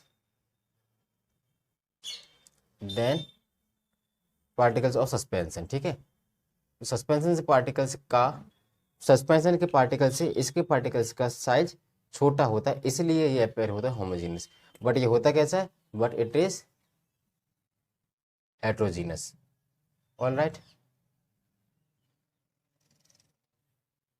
कितनी बात समझ में आ गई आपको? ठीक है, और अगली बात जो कि मैंने अभी बताई थी आपको कि इसके पार्टिकल्स का साइज छोटा है, इसलिए क्या हो पाएगा इसमें, इसमें स्कैटरिंग ऑफ लाइट भी हो पाएगी। हम भले ही देख नहीं पाते, हम लोग के eye, naked eye, by our naked eye we can not see the size of the particles, we can not see the particles. ठीक है ना, इनका साइज इतना छोटा है कि हमारी आंखों से तो नहीं दिखाई देगा, नेक्ड आई से नहीं दिखाई देगा, लेकिन इतना बड़ा है कम से कम कि वो पार्टिकल्स की स्कैटरिंग करा देगा। क्लियर है बात? The particles can not B seen by naked eye but these particles, मतलब किसके पार्टिकल, कॉलॉइड के particle, these particles easily scatter a beam of light, तो लाइट की बीम को इजीली स्कैटर कर पाएंगे, और इसी स्कैटरिंग को बोला जाता है Tyndall effect. And this scattering of light is called, this scattering of light is called Tyndall effect. All right, इसी स्कैटरिंग ऑफ लाइट को हम टिंडल इफेक्ट बोलते हैं, जो कि किस में होता है, सिर्फ और सिर्फ कोलोइडल सॉल्यूशन में या फिर कोलॉइड्स में। क्लियर है? अब कैसा होता है टिंडल इफेक्ट, इसका थोड़ा सा भी हम देखते हैं। इतनी बात समझ में आ गई होगी आपको। चलिए, अब टिंडल इफेक्ट में आप देखना,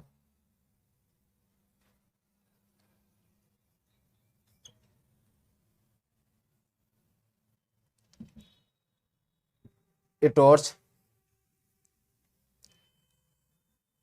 यहाँ से बीम ऑफ लाइट जा रही है, एक हमने बीकर रखा है यहाँ पे और एक बीकर रखा है यहाँ पे। ठीक है, इस बीकर में हमने रख लिया कोई कोलोइडल सॉल्यूशन, या फिर कोलोइड रख लिया, कोलोइड रख लिया, इसमें कोई मिल्क रख लिया, कुछ भी रख लिया। ठीक है, और ये हमारा है कोई सॉल्यूशन। ठीक है, किसी का भी सॉल्यूशन रख लो, कॉपर सल्फेट इन वाटर। ठीक है, ये सॉल्यूशन रख लिया हमने। अब यहाँ से जब बीम ऑफ लाइट जाएगी, टॉर्च की लाइट इसमें डालेंगे तो क्या होगा, अब ये सॉल्यूशन है कॉपर सल्फेट का, तो इसके पार्टिकल्स बहुत छोटे हैं, स्कैटरिंग होगी नहीं, स्कैटरिंग होगी नहीं तो पाथ ऑफ लाइट, लाइट का जो पाथ है, जो रास्ता है, वो यहाँ से दिखाई नहीं देगा, मतलब पाथ इज नॉट विजिबल, तो यहाँ पे तो कुछ नहीं होना। इसके बाद ही जैसे, और ये इसको हम कांच का रखेंगे बीकर, ठीक है, ग्लास का रखेंगे, बीकर ग्लास का ही होता है। अब आगे जाएगी लाइट, और आगे आ रही है यहाँ से लाइट, और इससे क्रॉस कर जाएगी। क्यों? क्योंकि इसके पार्टिकल्स जो यहाँ पे प्रेजेंट हैं वो स्कैटरिंग करेंगे लाइट की, इसलिए यहाँ पे इसका पाथ विजिबल हो जाएगा और यहाँ से बाहर निकल जाएगी। तो इस प्रकार से होता है टिंडल इफेक्ट। क्लियर है बात?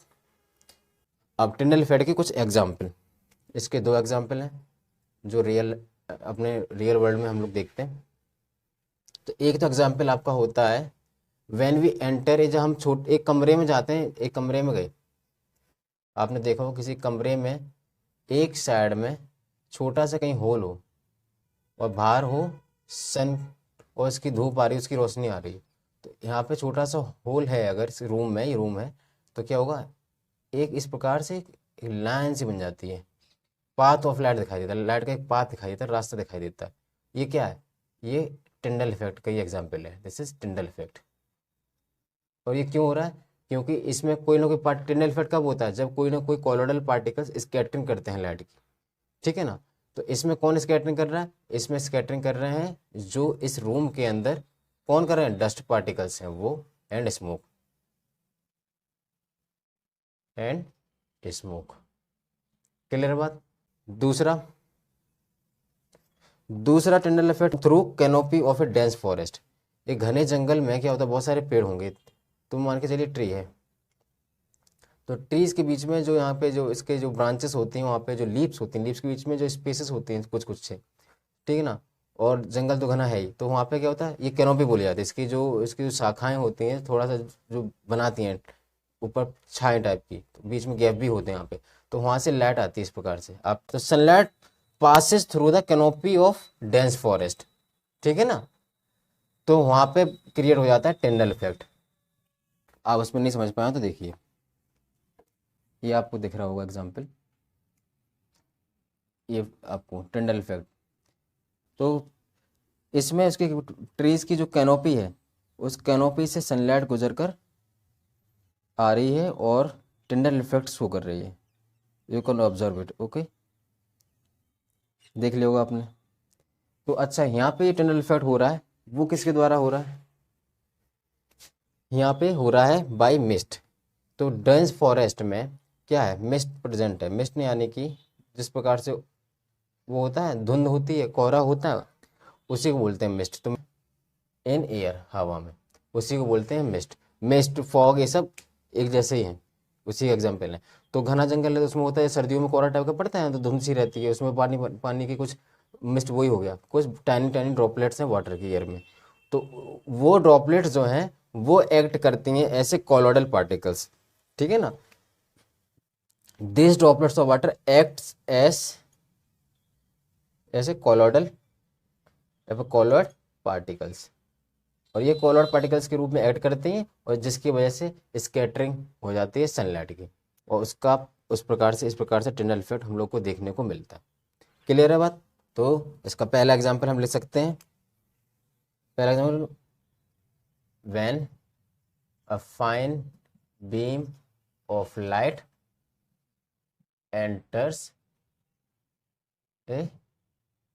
enters through a small hole, through a small hole, तो वहां पे देखने को मिलेगा हमें टिंडल इफेक्ट। और किसके द्वारा हो रहा था, by dust particles and smoke, बता चुका हूं मैं आपको। सेकंड क्या है, सेकंड होगा when sunlight passes through the canopy of dense forest, ठीक है, canopy of A dense forest.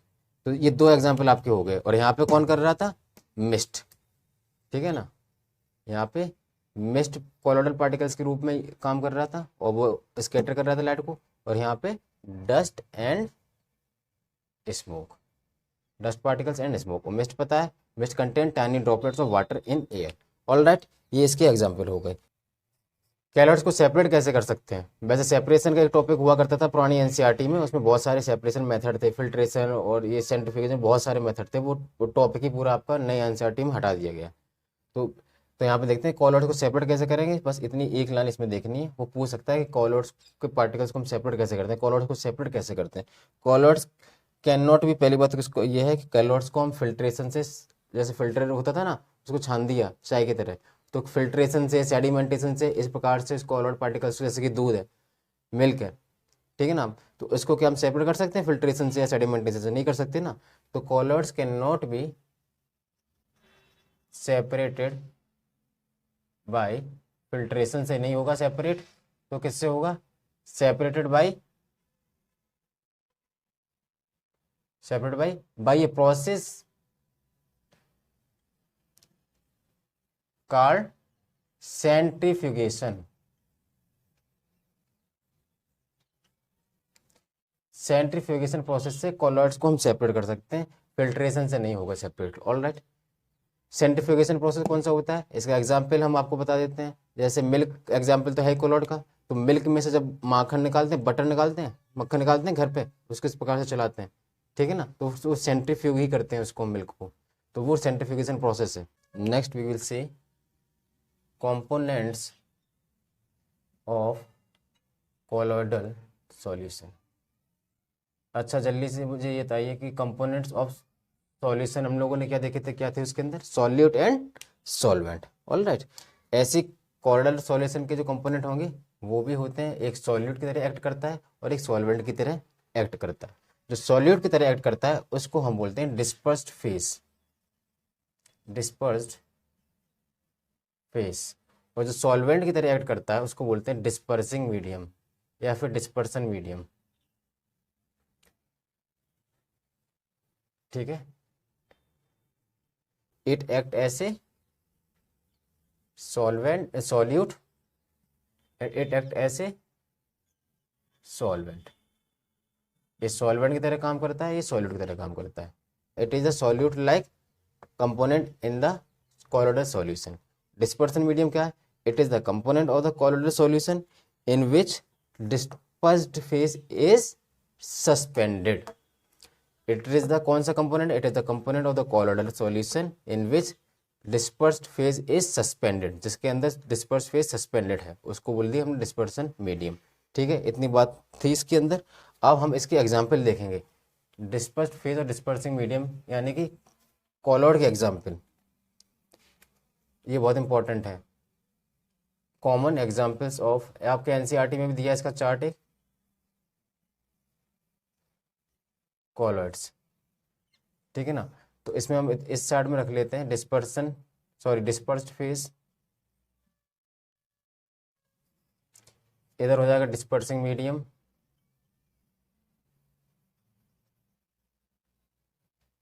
और नेक्स्ट आपका रहेगा यहाँ पे टाइप, क्या बोलेंगे इस टाइप को हम, और फिर इसके एग्जाम्पल्स। क्लियर, आप देखिए डिस्पर्सन मीडियम गैस है, डिस्पर्स्ड फेज सॉलिड है, मतलब सॉलिड इन गैस। कौन सा, किसकी बात हो रही है, एक कॉलॉइड्स की बात हो रही है। कॉलॉइड का एक कंपोनेंट सॉलिड है, ठीक है, जिसको बोला डिस्पर्स्ड फेज, और वो किसके अंदर सस्पेंडेड है, वो गैस के अंदर सस्पेंडेड है, मतलब गैस हमारा कौन हो गया, तो डिस्पर्सिंग मीडियम, ठीक है। इसी प्रकार से हम सबको देखेंगे, इसीलिए मैंने इसको 3 कैटेगरी में डिवाइड कर दिया। डिस्पर्सन मीडियम हमने 2 बार रखा, गैस, और एक में सॉलिड फिर लिक्विड। दोनों ही केस में हम इस टाइप को बोलते हैं एरोसोल, एरोसोल, दोनों ही टाइप में, सॉलिड इन गैस या लिक्विड इन गैस, दोनों ही को ही हम बोलेंगे एरोसोल। गैस का सबसे बढ़िया एग्जाम्पल एयर, ठीक है ना। तो एयर में अब डिस्पर्सन मीडियम मतलब सॉल्वेंट के रूप में है, काम कर रहा है, इसका मतलब इसकी क्वांटिटी ज़्यादा होगी, तो हम यही तो बोल सकते हैं, गैस मतलब एयर, तो एयर के अंदर सॉलिड, तो एयर के अंदर सॉलिड के रूप में उसको बोला गया एरोसोल, ठीक है। ये तो टाइप हम जानेंगे, एग्जाम्पल सोचिए आप, तो एयर के अंदर सॉलिड के रूप में क्या हो सकता है, सबसे अब आ जाएगा आपके माइंड में, स्मोक के रूप में रहेगा कि नहीं रहेगा, बताइए आप, ठीक है, स्मोक के रूप में हो जाएगा। और जो व्हीकल्स वगैरह चलते हैं, मतलब ऑटोमोबाइल्स वगैरह, ऑटोमोबाइल के एग्जॉस्ट उसका जो निकलता है वो, एंड ऑटोमोबाइल एग्जॉस्ट। क्लियर, कोई प्रॉब्लम नहीं। अब आगे देखते हैं लिक्विड एंड गैस, गैस में लिक्विड, एयर में लिक्विड। एयर में लिक्विड की फॉर्म में कौन सी चीज़ें, अभी हमने देखा था मिस्ट, देखा था मिस्ट, और तभी मैंने बताया था आपका जो फॉग वगैरह, ठीक है, ये सब, और क्लाउड्स। क्लाउड्स भी कैसा होता है, क्लाउड्स क्या होता है, क्लाउड्स एटमॉस्फेयर में है, और क्लाउड्स में क्या रहता है, लिक्विड यानी कि वाटर प्रेजेंट रहता है। अब आते हैं इस पे, तीनों बार लिक्विड रहेगा, और लिक्विड में बारी बारी करके एक बार सॉलिड, एक बार लिक्विड, फिर एक बार गैस। अब डिस्पर्सन मीडियम लिक्विड है, लिक्विड में सॉलिड है। अब सोचिए लिक्विड है और लिक्विड में सॉलिड है, और ये इंपॉर्टेंट भी है बहुत, लिक्विड में जो सॉलिड रहता है उसको हम बोलते हैं sol, SOL, sol, very important, ठीक है ना। ये पूछा भी गया कि व्हाट इज सोल, सोल क्या है, सोल एक is a type of colloid in which solid is the dispersed phase and liquid is the dispersing medium. ठीक है, या फिर ऐसे बोल सकते हैं in which solid particles are suspended in liquid. Clear है बात? तो इसमें एग्जांपल आपका रहेगा, एक तो हो गया मड, मतलब दलदल कीचड़, दूसरा mud MUD mud, MUD mud, दूसरा आपका क्या हो जाएगा मिल्क ऑफ मैग्नीशिया। मैं बहुत धीरे धीरे लिखा रहा हूँ ताकि आपको याद रहे, मिल्क ऑफ मैग्नीशिया। ठीक है, अब आएगा आपका liquid in liquid. Liquid in liquid जब होता है तो उस टाइप को हम बोलते हैं इमल्सन। ठीक है, इमल्सन, लिक्विड इन लिक्विड, इस टाइप का जब आता है उसको बोलते हैं इमल्सन। और इसके एग्जांपल आपका रहेगा जैसे फेस क्रीम, फेस क्रीम में लिक्विड इन लिक्विड ही है। ठीक है ना, और आपका क्या हो जाएगा मिल्क। क्लियर है? गैस जब लिक्विड में रहती है इसके टाइप को बोलेंगे हम फोम। ठीक है, इसके टाइप को हम बोलेंगे फोम। एक और होता है फोम, वो कब होता है जब गैस इन सॉलिड, इसको भी फोम बोलते हैं, इसको भी फोम बोलते हैं। जब गैस सॉलिड में उसको भी फोम बोला और गैस लिक्विड में है उसको भी हमने फोम बोला। डिफरेंस देखना क्या होगा, एग्जाम्पल में डिफरेंस आ जाएगा बस। तो शेविंग क्रीम में होता है, या फिर जब होली वगैरह पे स्प्रे वाला होता है, फोम वाला जो कलर स्प्रे करते हैं, फोम टाइप निकलता है, उसमें झाग निकलता है, तो उसमें क्या है वो लिक्विड है, लिक्विड के अंदर गैस है। वो इस टाइप का सब्सटेंस सॉल्यूशन है जिसमें लिक्विड भरा हुआ है और उसके अंदर गैस फिल्ड है, गैस डिस्पर्स फेज के रूप में काम करती है। तो शेविंग क्रीम एग्जाम्पल हो गया इसका। इस वाला जो फॉर्म है ये वाला, इसमें क्या है सॉलिड है। ये एग्जाम्पल इसका आप ऐसे समझिए, जो पहले चैप्टर में मैटर वाले में मैंने आपको पढ़ाया था, जो आपका स्पंज होता है, sponge, what is sponge, sponge is a solid, लेकिन फिर भी वो क्यों कंप्रेस हो जाता है, क्यों? क्योंकि इसके अंदर जो स्पंज होता है उसके अंदर माइन्यूट पोर्स होते हैं, होल्स होते हैं। तो क्या होता है उसके अंदर एयर ट्रैप हो जाती है, एयर ट्रैप हो जाती है, इसलिए जैसे ही इसको हम प्रेस करते हैं, कंप्रेस करते हैं, तो एयर एक्सपेल्ड आउट हो जाती है, बाहर निकल जाती है। ठीक है, और जैसे इसको छोड़ देते हैं एयर फिर से ट्रैप हो जाती है। तो वो क्या है, वो एक सॉलिड है और उसके अंदर गैस ट्रैप हो जाती है। तो सॉलिड में गैस आ रही है, उसको ही फॉर्म बोला, और बस उसके एग्जाम्पल थोड़े से हो जाएंगे सॉलिड फॉर्म के। तो इसके एग्जाम्पल कौन से हो जाएंगे आपके, स्पंज हो गया, एक खुद फॉर्म उसको ही बोल देते हैं, एक टाइप का फॉर्म होता है। ठीक है, फॉर्म आता है, फॉर्म रोलर, फॉर्म के बहुत सारे आइटम्स आते हैं, फॉर्म हो गया। दूसरा स्पंज, फॉर्म, रबर, ये एग्जाम्पल इसके हो गए। बस अब इन दोनों को देखते हैं। जब सॉलिड इन सॉलिड, इसको बोल दिए सॉलिड सोल। अब इसके एग्जाम्पल कौन से हो जाएंगे, सॉलिड में ही सॉलिड है तो इसको बोल देंगे, एक तो इसका एग्जाम्पल हो जाएगा जो जेम स्टोन होते हैं, जेम स्टोन, जो मार्बल टाइप के मूंगे टाइप के होते हैं, अंगूठी वगैरह में पहनते हैं कुछ ऐसे, उसको बोलते हैं जेम स्टोन्स। तो कलर टाइप के जेम स्टोन होते हैं, कलर्ड, कंचे टाइप में, कंचे आप समझ गए होंगे, तो वो कलर्ड जेम स्टोन्स हो गए। सॉलिड एंड सॉलिड का एग्जाम्पल है, कंचे के अंदर देखते हैं आपको कुछ पार्टिकल्स टाइप के, वो भी स्टोन टाइप का है। और एक आपके इसमें जो है, तो इसको एग्जाम्पल नाम लिख सकते हैं कलर्ड जेम स्टोन। ठीक है, एक ही एग्जाम्पल, ठीक है। चाहो तो एक और इसमें दिया है, एनसीईआरटी में दिया है, मिल्की घी, मिल्की घी। अब liquid in solid, liquid in solid, liquid solid में आ रहा है तब उसको हम बोलेंगे जेल। जेली खाते हैं ना बच्चे, जेली। ठीक है, और क्या हो जाएगा, चीज, बटर एक्सेट्रा, चीज, बटर, ये सब एग्जाम्पल हो गया आपका जेल का। सॉलिड है पहले से, जेली कैसी है, सॉलिड फॉर्म में है, उसके अंदर लिक्विड निकलता है, लिक्विड टाइप का भरा हुआ होता है। तो ये आपका हो गए रियल लाइफ से, मैंने आपको कनेक्ट करके इसको बता दिया क्योंकि इंपॉर्टेंट भी है और आपको ईजी हो जाएगा लर्न करने में। ठीक है, अब बस हमारा ये कॉलवर्ड खत्म हो गया। अब हम आगे बढ़ेंगे और पढ़ेंगे अगला टॉपिक जो कि है physical and chemical change. Physical and chemical change में पहले जान लेते हैं कि फिजिकल प्रॉपर्टीज कौन सी होती हैं एंड केमिकल प्रॉपर्टीज कौन सी होती हैं। पहले प्रॉपर्टीज देखना है हमें इनकी, फिजिकल प्रॉपर्टीज। एक छोटा सा आइडिया पहले आप समझ लीजिए, तो इसके बाद थोड़ा आसानी हो जाएगी आपको। तो फिजिकल प्रॉपर्टीज कौन कौन सी होती हैं, फिजिकल प्रॉपर्टीज में मतलब ऐसी प्रॉपर्टी जो कि हम ऑब्जर्व कर सकते हैं।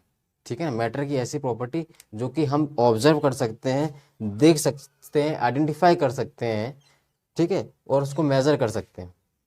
सच एस, मतलब जैसे कि एग्जांपल मैटर का कलर, ठीक है ना। और हमने इसमें क्या देखा था, रिजिडिटी, जितने भी हमने फिजिकल प्रॉपर्टीज देखी थी, रिजिडिटी, फ्लूइडिटी, कंप्रेसिबिलिटी, ठीक है, density, melting point, boiling point, ये सब कौन से हैं, ये सब फिजिकल प्रॉपर्टीज हैं जिनको हम आइडेंटिफाई कर सकते हैं, स्पेसिफाई कर सकते हैं, मेजर कर सकते हैं, ठीक है। इन सबको बोलते हैं फिजिकल प्रॉपर्टीज, जो कि हम पहले चैप्टर में पढ़ ही चुके थे। केमिकल प्रॉपर्टीज में वो चीज़ें आती हैं, वैसे केमिकल प्रॉपर्टीज वो कैरेक्टरिस्टिक होती है मैटर की, जिससे कि हमें ये पता चलता है कि जब एक सब्सटेंस दूसरे सब्सटेंस के साथ में मिलेगा तो वो किस प्रकार से बिहेव कर रहा है, ठीक है। मतलब हम कह सकते हैं कि this are the characteristic that determine कि how a substance interact with other substance to form new substance. जैसे कि उसकी रिएक्टिविटी, जो रिएक्शन हो रहा है, रिएक्शन तो हो ही रहा है, एक सब्सटेंस दूसरे सब्सटेंस के साथ मिल रहा है और दूसरा तीसरा सब्सटेंस बना रहा है, कोई अन्य सब्सटेंस बना रहा है, एक सब्सटेंस दूसरे के साथ में मिला और नया सब्सटेंस बना रहा है, तो उस टाइम पे उसका बिहेवियर कैसा रहा, ठीक है ना। तो वो तो उसमें रिएक्टिविटी हो जाएगी, एसिडिटी कैसी हो जाएगी, एसिडिटी या फिर बेसिसिटी। और यहाँ सबसे बढ़िया एग्जांपल, इंपॉर्टेंट एग्जांपल, बर्निंग। दूसरा आपका हो जाएगा डिकम्पोजिशन, अगला, ठीक है, ऑक्सीडेशन, रिडक्शन। ये सारे एग्जांपल आपके केमिकल प्रॉपर्टीज़ के हो गए। ये सारी चीज़ें आपको मोटा मोटा अंदाज़ा बता दिया फिजिकल और केमिकल प्रॉपर्टीज़ के बारे में, ताकि आपको अच्छे से समझ में आ जाएगा। आप सबसे पहले फिजिकल चेंज के बारे में ही पढ़ेंगे, ठीक है। तो अभी हम पढ़ रहे हैं सबसे पहले फिजिकल चेंज के बारे में।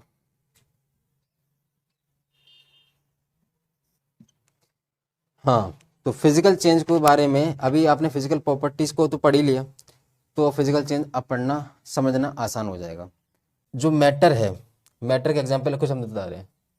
आइस के तीनों फॉर्म रख दे रहे हैं, आइस हो गया, आइस के बाद आपका क्या हो गया, लिक्विड फॉर्म में water and water vapour.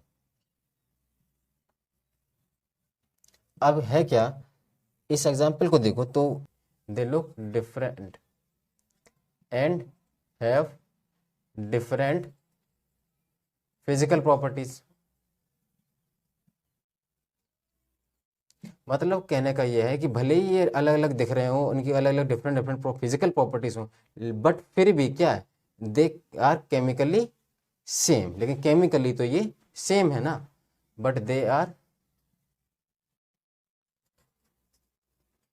Chemically same, chemically एक जैसे हैं, ठीक है। इसी को हम बोलते हैं फिजिकल चेंज। मतलब आइस चेंज हो रहा है वाटर में, वाटर चेंज हो गया वाटर वेपर में। मतलब क्या हो रहा है, जब भी किसी मैटर का स्टेट चेंज अगर हो रहा है तो हो क्या रहा है, उसका फिजिकल प्रॉपर्टीज में चेंज हो रहा है, लेकिन केमिकली वो सेम है। तो इस प्रकार के चेंज को हम बोलते हैं फिजिकल चेंज, ठीक है। तो फिजिकल चेंज हम किसको बोल देंगे, ऐसा चेंज जिसमें उसकी फिजिकल प्रॉपर्टीज में चेंज हो रहा है, but there is no change in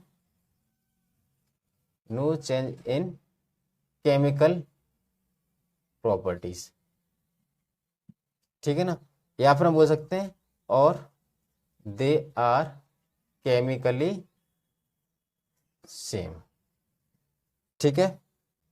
the inter conversion, किसका इंटर कन्वर्जन, मतलब आपस में कन्वर्ट हो रहे हैं, सॉलिड से लिक्विड बन गया, लिक्विड से गैस बन गया, फिर गैस से वापस सॉलिड बन गया, तो इन सबको क्या बोलना है, लिक्विड से सॉलिड बन गया, ठीक है ना। तो ये इंटर कन्वर्जन हो गया, किसका, inter conversion of states of matter. अब बात समझ में आ गई, जो मैटर के स्टेट्स का इंटर कन्वर्जन हो रहा है वो क्या है, इज ए फिजिकल चेंज। हम तो कह सकते हैं ये बात, इतना समझ के इतना तो अब आ गया होगा, किस प्रकार से कह सकते हैं, क्यों, बिकॉज पूछ भी सकता है the inter conversion of states of matter is a physical change, how, ठीक है, कि क्यों या फिर कैसे जो मैटर का इंटर कन्वर्जन है वो एक फिजिकल चेंज है। तो देखते हैं क्यों है, बिकॉज दिस चेंजेस, कौन से चेंजेस, जो इंटरेस्ट उनके स्टेट, मैटर के स्टेट का चेंजेस जो हो रहा है ना, स्टेट को चेंज हो रहा है वो, दिस चेंजेस ऑकर, ये चेंजेस जो हो रहे हैं वो कैसे हो रहे हैं, without a change in composition, and they are chemically same. ठीक है, मतलब उनका केमिकल नेचर जो है, जो सब्सटेंस का केमिकल नेचर है वो सेम है। केमिकली सेम का मतलब ये हुआ। तो ये दो बातें हैं कि केमिकली सेम है और उसके कंपोजिशन में कोई चेंज नहीं है, इस वजह से inter conversion of states of matter है वो एक फिजिकल चेंज है। तो यहीं से हम फिजिकल चेंज भी जान गए ना। अब हम देखेंगे केमिकल चेंज कैसे बोलेंगे। केमिकल प्रॉपर्टीज आपने देख ली अभी कौन कौन सी होती हैं, तो केमिकल चेंज कैसे बोलेंगे हम। केमिकल प्रॉपर्टीज तो आप जान गए, ऐसी कैरेक्टरिस्टिक किसी सब्सटेंस की जिससे कि हमें ये पता चले कि जब दूसरे सब्सटेंस के साथ में वो मिलेगा तो किस प्रकार से बिहेव करेगा, how it will behave when it meet with the other substance, वो बोलते हैं हम उसके केमिकल प्रॉपर्टीज। उसके example reactivity, oxidation, reduction, burning, ये सारे इसके एग्जांपल थे। अब हम देखेंगे केमिकल चेंज किसे बोलते हैं। तो केमिकल चेंज में क्या होगा, change in the chemical properties, changes in the chemical properties में चेंज होगा ऑफ मैटर। एंड दूसरी बात, and we get new substance.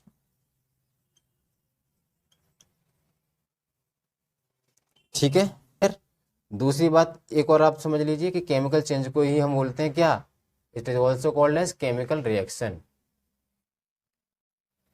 Chemical reaction होगा तभी तो केमिकल चेंज हो रहा है, तभी तो उसका एग्जाम्पल में भी आता है, इसकी प्रॉपर्टीज में हमने पढ़ा था भी रिएक्टिविटी, मैंने आपको बताया भी था। जब ये किसी नए सब्सटेंस, किसी नए सब्सटेंस को कब बनाएगा, जब एक सब्सटेंस किसी दूसरे सब्सटेंस के साथ में मिलेगा तब कोई सब्सटेंस न्यू सब्सटेंस बनाएगा ना। उसी न्यू सब्सटेंस बनाने में वो कैसे बिहेव कर रहा है, क्या कर रहा है, उसको नया जब बन रहा है तब क्या कर रहा है, क्या उसमें ऑक्सीडेशन हो रहा है कि रिडक्शन हो रहा है, क्या उसमें हीट जनरेट हो रही है, उसकी रिएक्टिविटी इंक्रीज हो रही है, घट रही है, एसिडिटी बढ़ रही है या फिर बेसिसिटी बढ़ रही है, कम ज़्यादा हो रही है, क्या हो रही है, ये सारी केमिकल प्रॉपर्टीज। तो अब बात समझ में आ गई, जब नया सब्सटेंस बन रहा है तब उसकी केमिकल प्रॉपर्टीज में चेंज हो रहा हो और हमें नया सब्सटेंस बन रहा हो, उसको हम बोलते हैं केमिकल चेंज। इसीलिए हमने उसको बोला it is also called as chemical reaction. Clear है बात। अब अब एक एग्जाम्पल इसका देखते हैं केमिकल चेंज का। Water and cooking oil, and cooking oil, ठीक है ना, कुकिंग ऑयल कोई भी एक ले लिया और वाटर, ठीक है। अब क्या फिजिकली देखा जाए तो फिजिकली दोनों सेम है, फिजिकली कैसे हैं, सेम है, मतलब लिक्विड है, तो ये फिजिकल प्रॉपर्टी होगी। फिजिकल प्रॉपर्टी तो सेम है इनकी, केमिकली डिफरेंट है। क्या डिफरेंस है, केमिकल डिफरेंस क्या है, केमिकल प्रॉपर्टीज में डिफरेंस है, क्या है, पहला डिफरेंस तो ये है ऑर्डर एंड इन्फ्लेमेबिलिटी। इन्फ्लेमेबिलिटी ज्वलनशीलता, मतलब जलना उसका, वाटर में आग थोड़ी ना लगेगी, कुकिंग ऑयल इन्फ्लेमेबल है, पहली तो चीज़ ये हो गई इसकी, ठीक है। दूसरा क्या है, बर्निंग, ठीक है। ऑयल तो मतलब आग लगा देगा और वाटर आग बुझा देगा, कहने का मतलब ये है।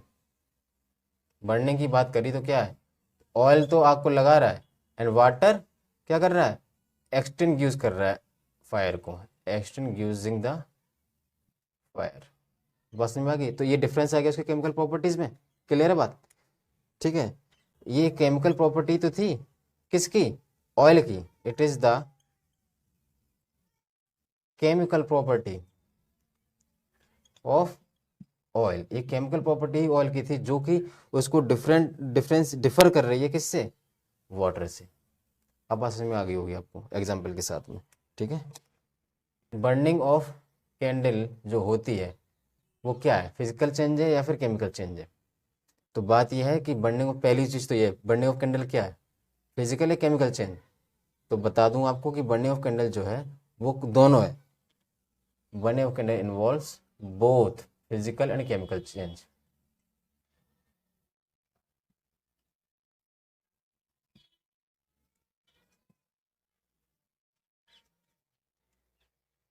रीजन होगा कैसे, हाउ, इसका आंसर पूछा है तो क्या बताओगे आप। देखो इसका फिजिकल चेंज पहले देखेंगे कैसे हो रहा है और फिर इसका देखेंगे हम केमिकल चेंज। होता क्या है कि जब कैंडल को, कैंडल है ये,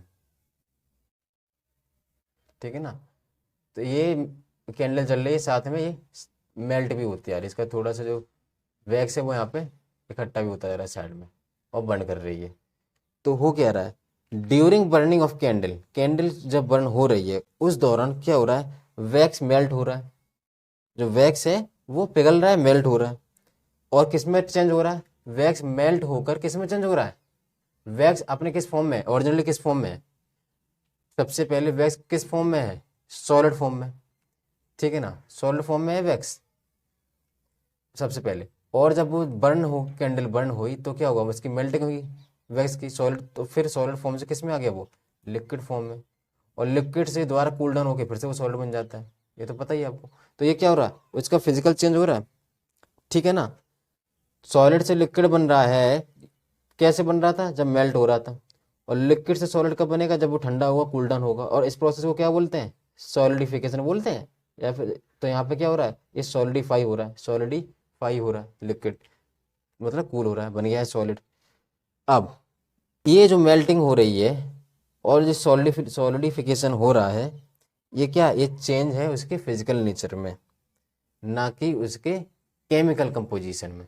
उसका केमिकल कंपोजिशन है वैक्स का, वो तो सेम ही रहा ना, उसके फिजिकल स्टेट में, उसकी फिजिकल प्रॉपर्टी में चेंज हुआ है, बट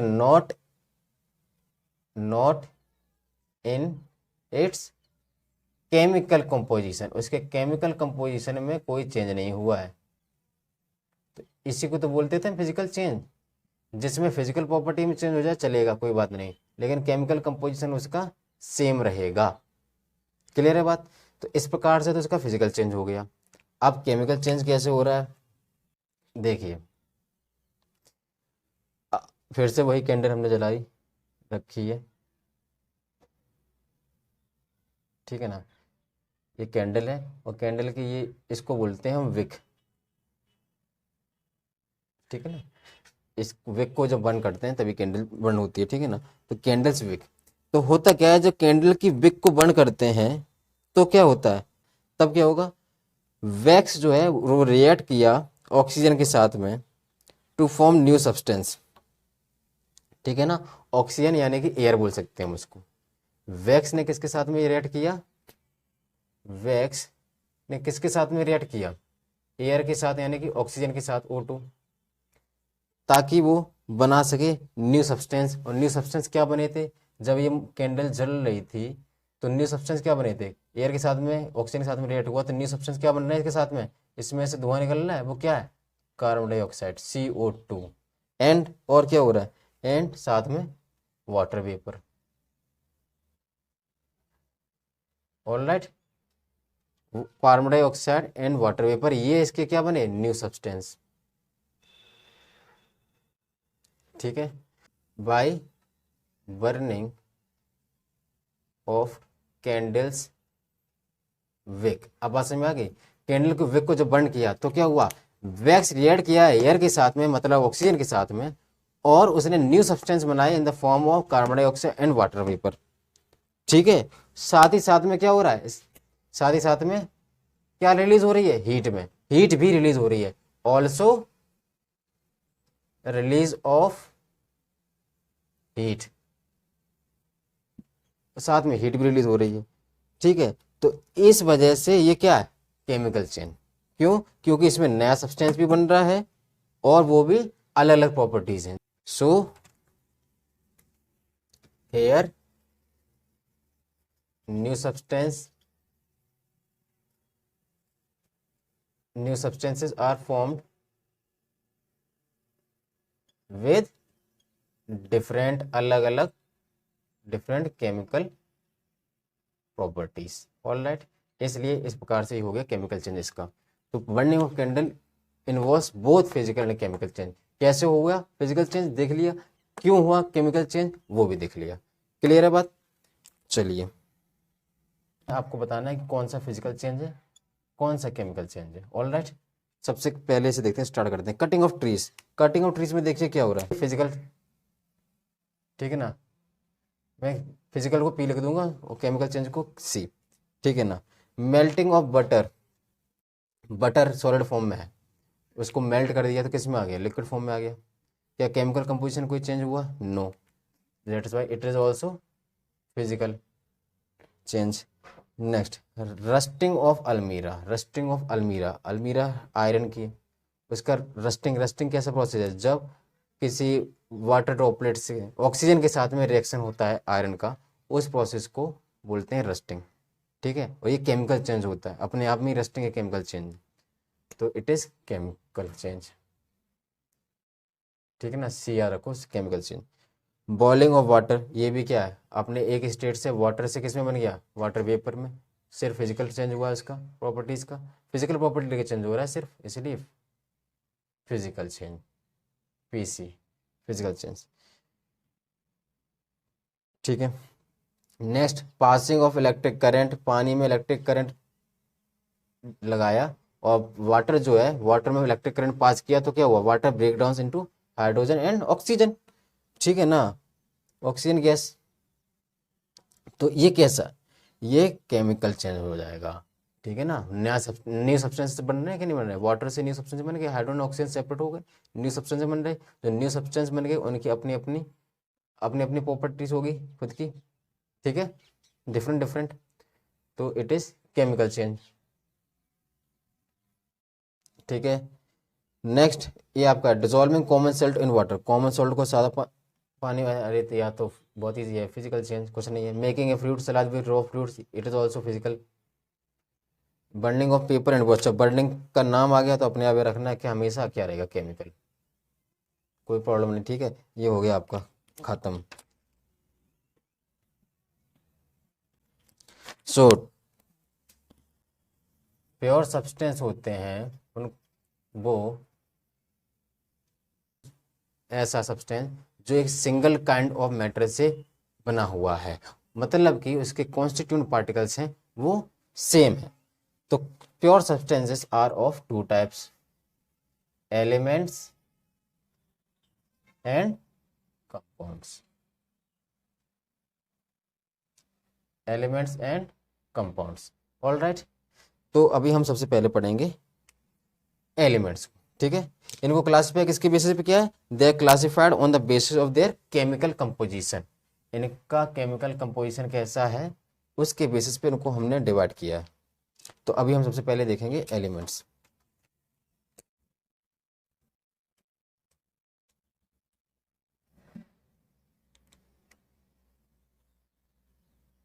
तो एलिमेंट्स क्या होता है, सबसे पहले देखना एलिमेंट्स होता क्या है।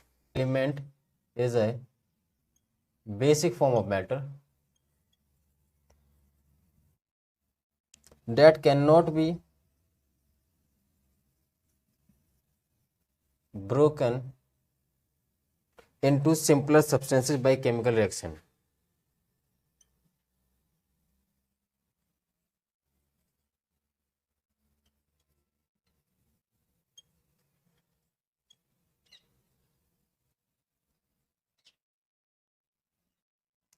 मतलब किसी भी केमिकल रिएक्शन से वो टूट नहीं सकता, अपने आप में ही है, जितना छोटा है होना है वो अपने आप में उतना छोटा है, सबसे बेसिक फॉर्म है मैटर का, केमिकल रिएक्शन से भी ब्रेक नहीं होगा।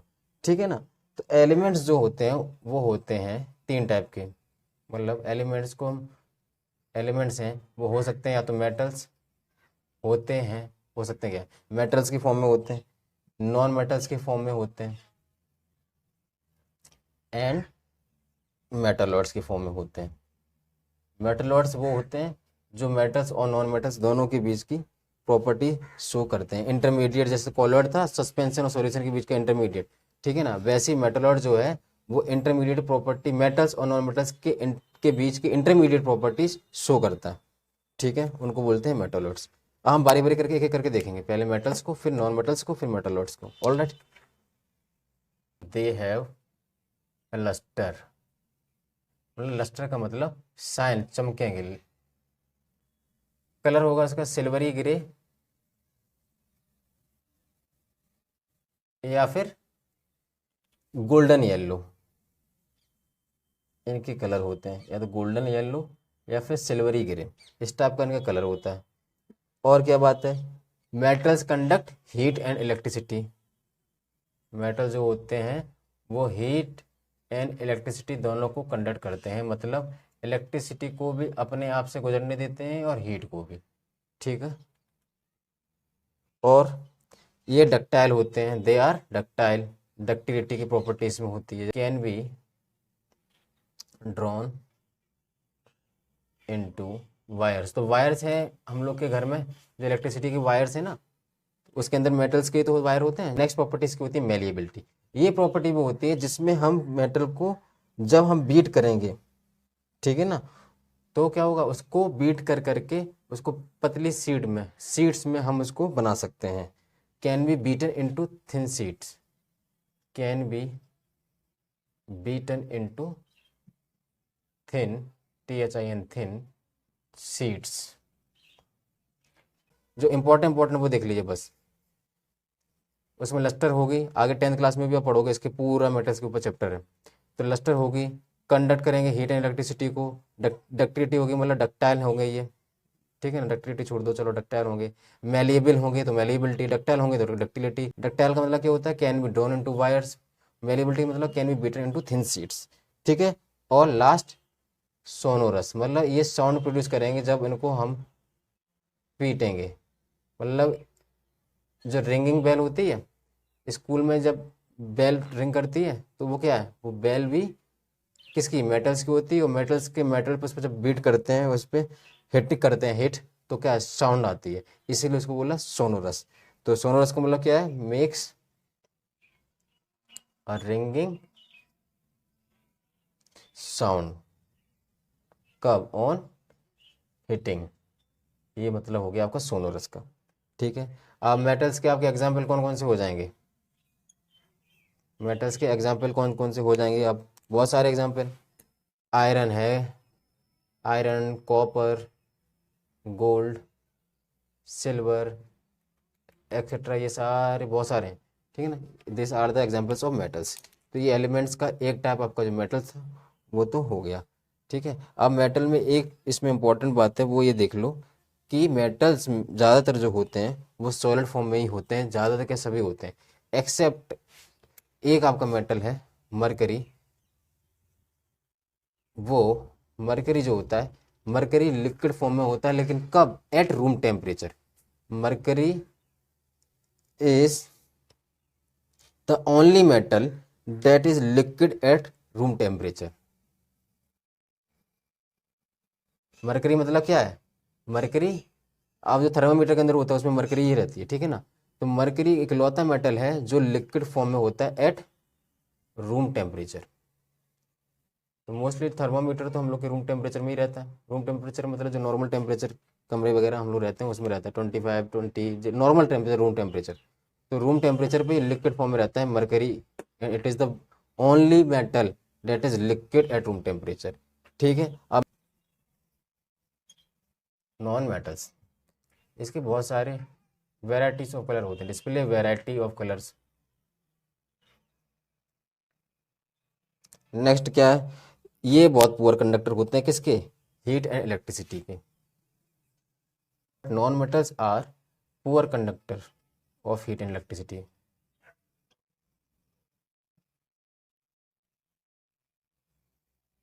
All right. Next, they are not lustre, ना ही मेटल्स की तरह इसमें साइन होगी, दे आर नॉट लस्टरस, और ना ही सोनोरस है ना ही मेलिएबल है। तो मेटल्स की जो प्रॉपर्टी थी, लस्टरस, सोनोरस, ठीक है, मेलिएबिलिटी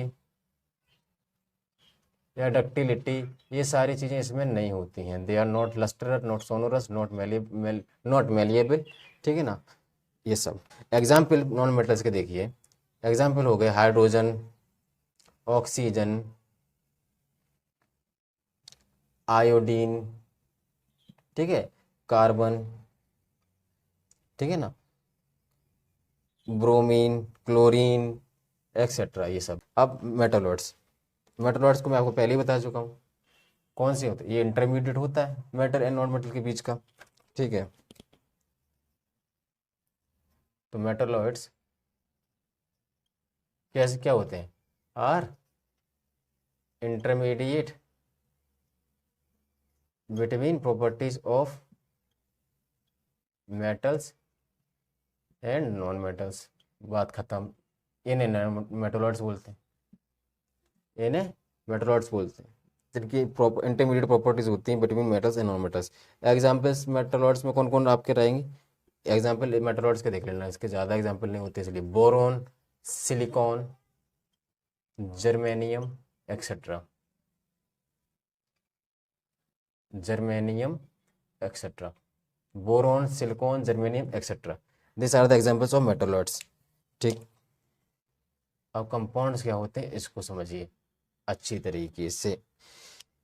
ठीक है, एलिमेंट्स तो देख लिया हमने, अपने आप में एक है, उसका और ज़्यादा फर्दर कोई डिवीजन हो नहीं सकता, उसको सिंपल सब्सटेंसेस में तोड़ नहीं सकते, उसको एलिमेंट बोलते थे। कंपाउंड जो है वो दो या दो से अधिक एलिमेंट से मिलकर बना हुआ है। तो compound is a substance, it is a substance, ऐसा सब्सटेंस है जो कि कंपोज्ड ऑफ 2 और मोर एलिमेंट्स। ठीक है ना, दो या दो से अधिक एलिमेंट से मिलकर जो सब्सटेंस बनता है उसको बोलते हैं हम कंपाउंड्स। ऑल राइट, नाउ इसके अंदर अभी पूरी बात नहीं हुई है। It is substance composed of 2 और मोर एलिमेंट्स, जिसमें in which elements are chemically combined in a fixed proportion. So compound ऐसा सब्सटेंस है जो कि which is made up of 2 और more elements in which elements are chemically combined in fixed proportion. तो fixed proportion में elements उसके chemically combined मिले हुए हैं फिक्स्ड प्रोपोर्शन में। तो ये एक मेन डिफरेंस भी है, इसको अब याद रखना हमेशा कि कंपाउंड और मिक्सचर में डिफरेंस क्या है। मिक्सचर में भी एक से ज़्यादा सब्सटेंस होते हैं, एलिमेंट क्या है, एलिमेंट भी अपने आप एक सब्सटेंस ही है। ठीक है ना, तो मेन डिफरेंस कंपाउंड और मिक्सचर का ये यही है कि मिक्सचर में क्या था, सॉल्ट वाटर में डालना है, चाहे 1 स्पून डालो या फिर 2 स्पून डालो या 3 स्पून डालो, है तो वो मिक्सचर ही ना। लेकिन उसमें क्या हो रहा, 1 डाली या 3 डाली तो उसका क्या हो रहा है, कंपोजिशन तो फिक्स नहीं हो रहा ना, वेरिएबल कंपोजिशन, जो कि पढ़ा था हम लोगों ने इसमें। तो कंपाउंड और मिक्सचर का मेन डिफरेंस एक ये है कि इसमें जो सब्सटेंसेस यानी कि एलिमेंट्स जो कंबाइंड होते हैं वो फिक्स्ड प्रोपोर्शन में होते हैं, केमिकली कंबाइंड होते हैं वो फिक्स्ड प्रोपोर्शन में। मिक्सचर में फिक्स्ड प्रोपोर्शन नहीं होता है।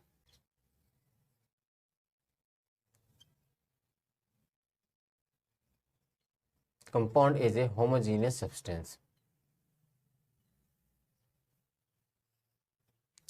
ठीक है, इसका मतलब क्या हुआ, इसका मतलब ये हुआ same composition through out,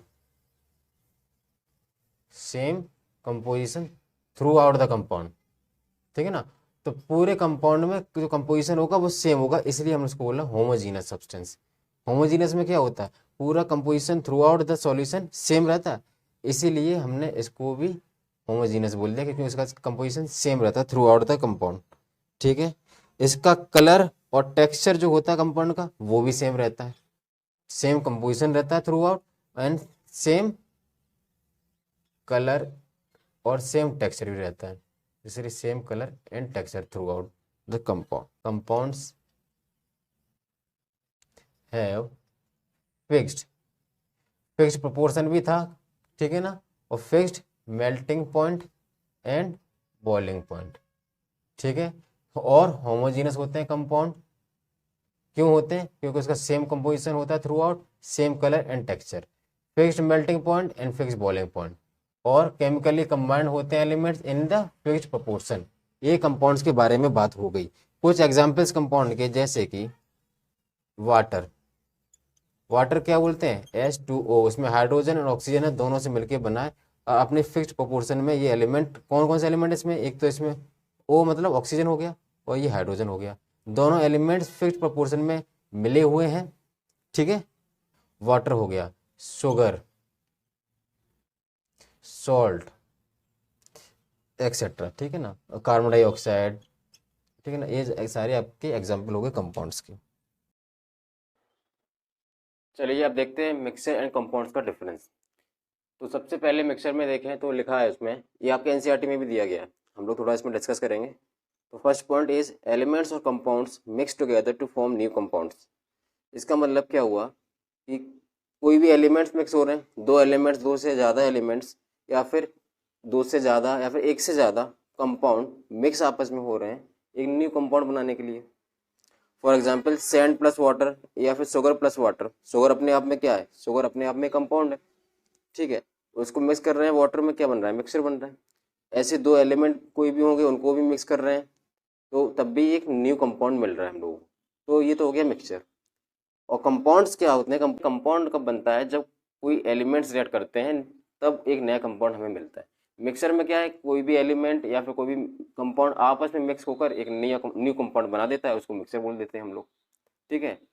second difference जो कि बार बार मैं बोल रहा था कि मेन डिफरेंस इसका है, वो है कि they have variable composition. Mixture में वेरिएबल कंपोजिशन, किसी भी कंपोजिशन में उसमें ऐड हो जाएगा। वो बताया था आपको एग्जांपल ना कि शुगर को वाटर में ऐड कर रहे हैं, तो शुगर कितने भी अमाउंट में डालो, वन स्पून डाला या फिर 3 स्पून डाला, बट एट द एंड हम लोग को जो मिला मिक्सचर वो तो मिक्सचर ही कहलाएगा, लेकिन उसका कंपोजिशन तो दोनों में डिफरेंस हो गया। क्लियर। अब यहाँ पे क्या होता है, कंपाउंड में फिक्स्ड कंपोजिशन में उनका रहता है प्रोपोर्शन, ठीक है। मिक्सचर जो होते हैं वो शो करते हैं प्रॉपर्टी किसके, अपने पार्टिकल्स की, उसके जो कॉन्स्टिट्यूएंट पार्टिकल्स हैं उसकी प्रॉपर्टी वो शो करते हैं, ठीक है। यहाँ कंपाउंड में क्या होता है, जो नया सब्सटेंस इसमें बनेगा वो उसकी प्रॉपर्टी बिल्कुल ही टोटली डिफरेंट होगी। क्लियर है बात। Last, constituent particles can B separated by physical process. जो इसके कॉन्स्टिट्यूएंट पार्टिकल्स हैं उनको हम सेपरेट कर सकते हैं किससे, by the physical process. Physical process से मिक्सचर को हम सेपरेट कर पाएंगे, मिक्सचर के कॉन्स्टिट्यूएंट पार्टिकल्स को सेपरेट कर पाएंगे, बट कंपाउंड में कॉन्स्टिट्यूएंट पार्टिकल्स को फिजिकल प्रोसेस से सेपरेट नहीं कर सकते। इसके लिए हम लोगों को केमिकल मेथड अपनाना पड़ेगा या फिर इलेक्ट्रोकेमिकल रिएक्शन से, ठीक है। तो constituent particles of the compound can be separated by chemical और इलेक्ट्रोकेमिकल रिएक्शंस, ठीक है। ये मिक्सचर एंड कंपाउंड के मेन डिफरेंसेस थे, आपको कोई डाउट नहीं रहा होगा, ठीक है। आप थोड़ा सा इसका रीडिंग करना है एनसीईआरटी को, और वीडियो देखना चाहें आप दोबारा फिर से देख सकते हैं बस। और इसकी आप प्रैक्टिस करना है क्वेश्चंस की, आपको एकदम पूरा थोड़ा हो जाएगा कंसेप्ट। अब इस चैप्टर को पूरा, इस वीडियो को देख लोगे ना, पूरा आपका चैप्टर क्लियर हो जाएगा एनसीईआरटी से ही। एनसीईआरटी का कोई भी पार्ट मैंने छोड़ा नहीं है इसमें, इसलिए थोड़ा सा आप आराम से सीरियसली इसको देखना, ठीक है। चाहे आप वीडियो डाउनलोड कर लेना तो बाद में आप देख लेना, लेकिन ये चैप्टर आपने वीडियो देख लिया पूरा क्लियर हो जाएगा। लास्ट में आपको कुछ नहीं, एक बार चाहें तो आप रीडिंग कर लें या फिर इसके रिलेटेड जो क्वेश्चन हैं चैप्टर के उनको आप प्रैक्टिस कर लें बस। तो ठीक है, देखते हैं इनमें से कौन एलिमेंट है, कौन कंपाउंड, कौन मिक्सचर है। तो सोडियम क्या है, सोडियम अभी देखा था हमने, एलिमेंट है, ठीक है, नॉन मेटल। दूसरा soil, soil is the mixture, soil is the mixture. Sugar solution, sugar solution बन रहा है, बार बार इसके एग्जाम्पल में भी हम बात कर रहे थे, this is also mixture. Silver अपने आप में कौन है, मेटल है ना, तो एलिमेंट है ये। कैल्शियम कार्बोनेट क्या है, कैल्शियम कार्बोनेट ये कंपाउंड है। टिन अपने आप में एक एलिमेंट है, सिलिकॉन भी एलिमेंट है, ठीक है। और coal mixture, coal is mixture. Air तो बार बार बताया ही है, air is the mixture of several gases. Methane क्या है, methane is the compound, methane भी एक कंपाउंड है, इसमें भी फिक्स्ड रेशियो में एलिमेंट्स रिएक्ट करते हैं। Carbon dioxide is also compound, ठीक है। एंड ब्लड क्या है, ब्लड इज द मिक्सचर, इसमें कोई फिक्स प्रोपोर्शन नहीं रहता, ठीक है। Blood is also mixture. इसमें वाटर दिया, अगर वाटर पूछा है तो वाटर इज ऑल्सो कंपाउंड, जैसे कार्बन डाइऑक्साइड है ऐसे वाटर, वाटर में क्यों, क्योंकि वाटर में H2O ये फिक्स प्रोपोर्शन में ऐड होते हैं, तो ये भी आपको कंपाउंड होगा। इसी के साथ में ये चैप्टर आपका फिनिश होता है। Okay, thank you.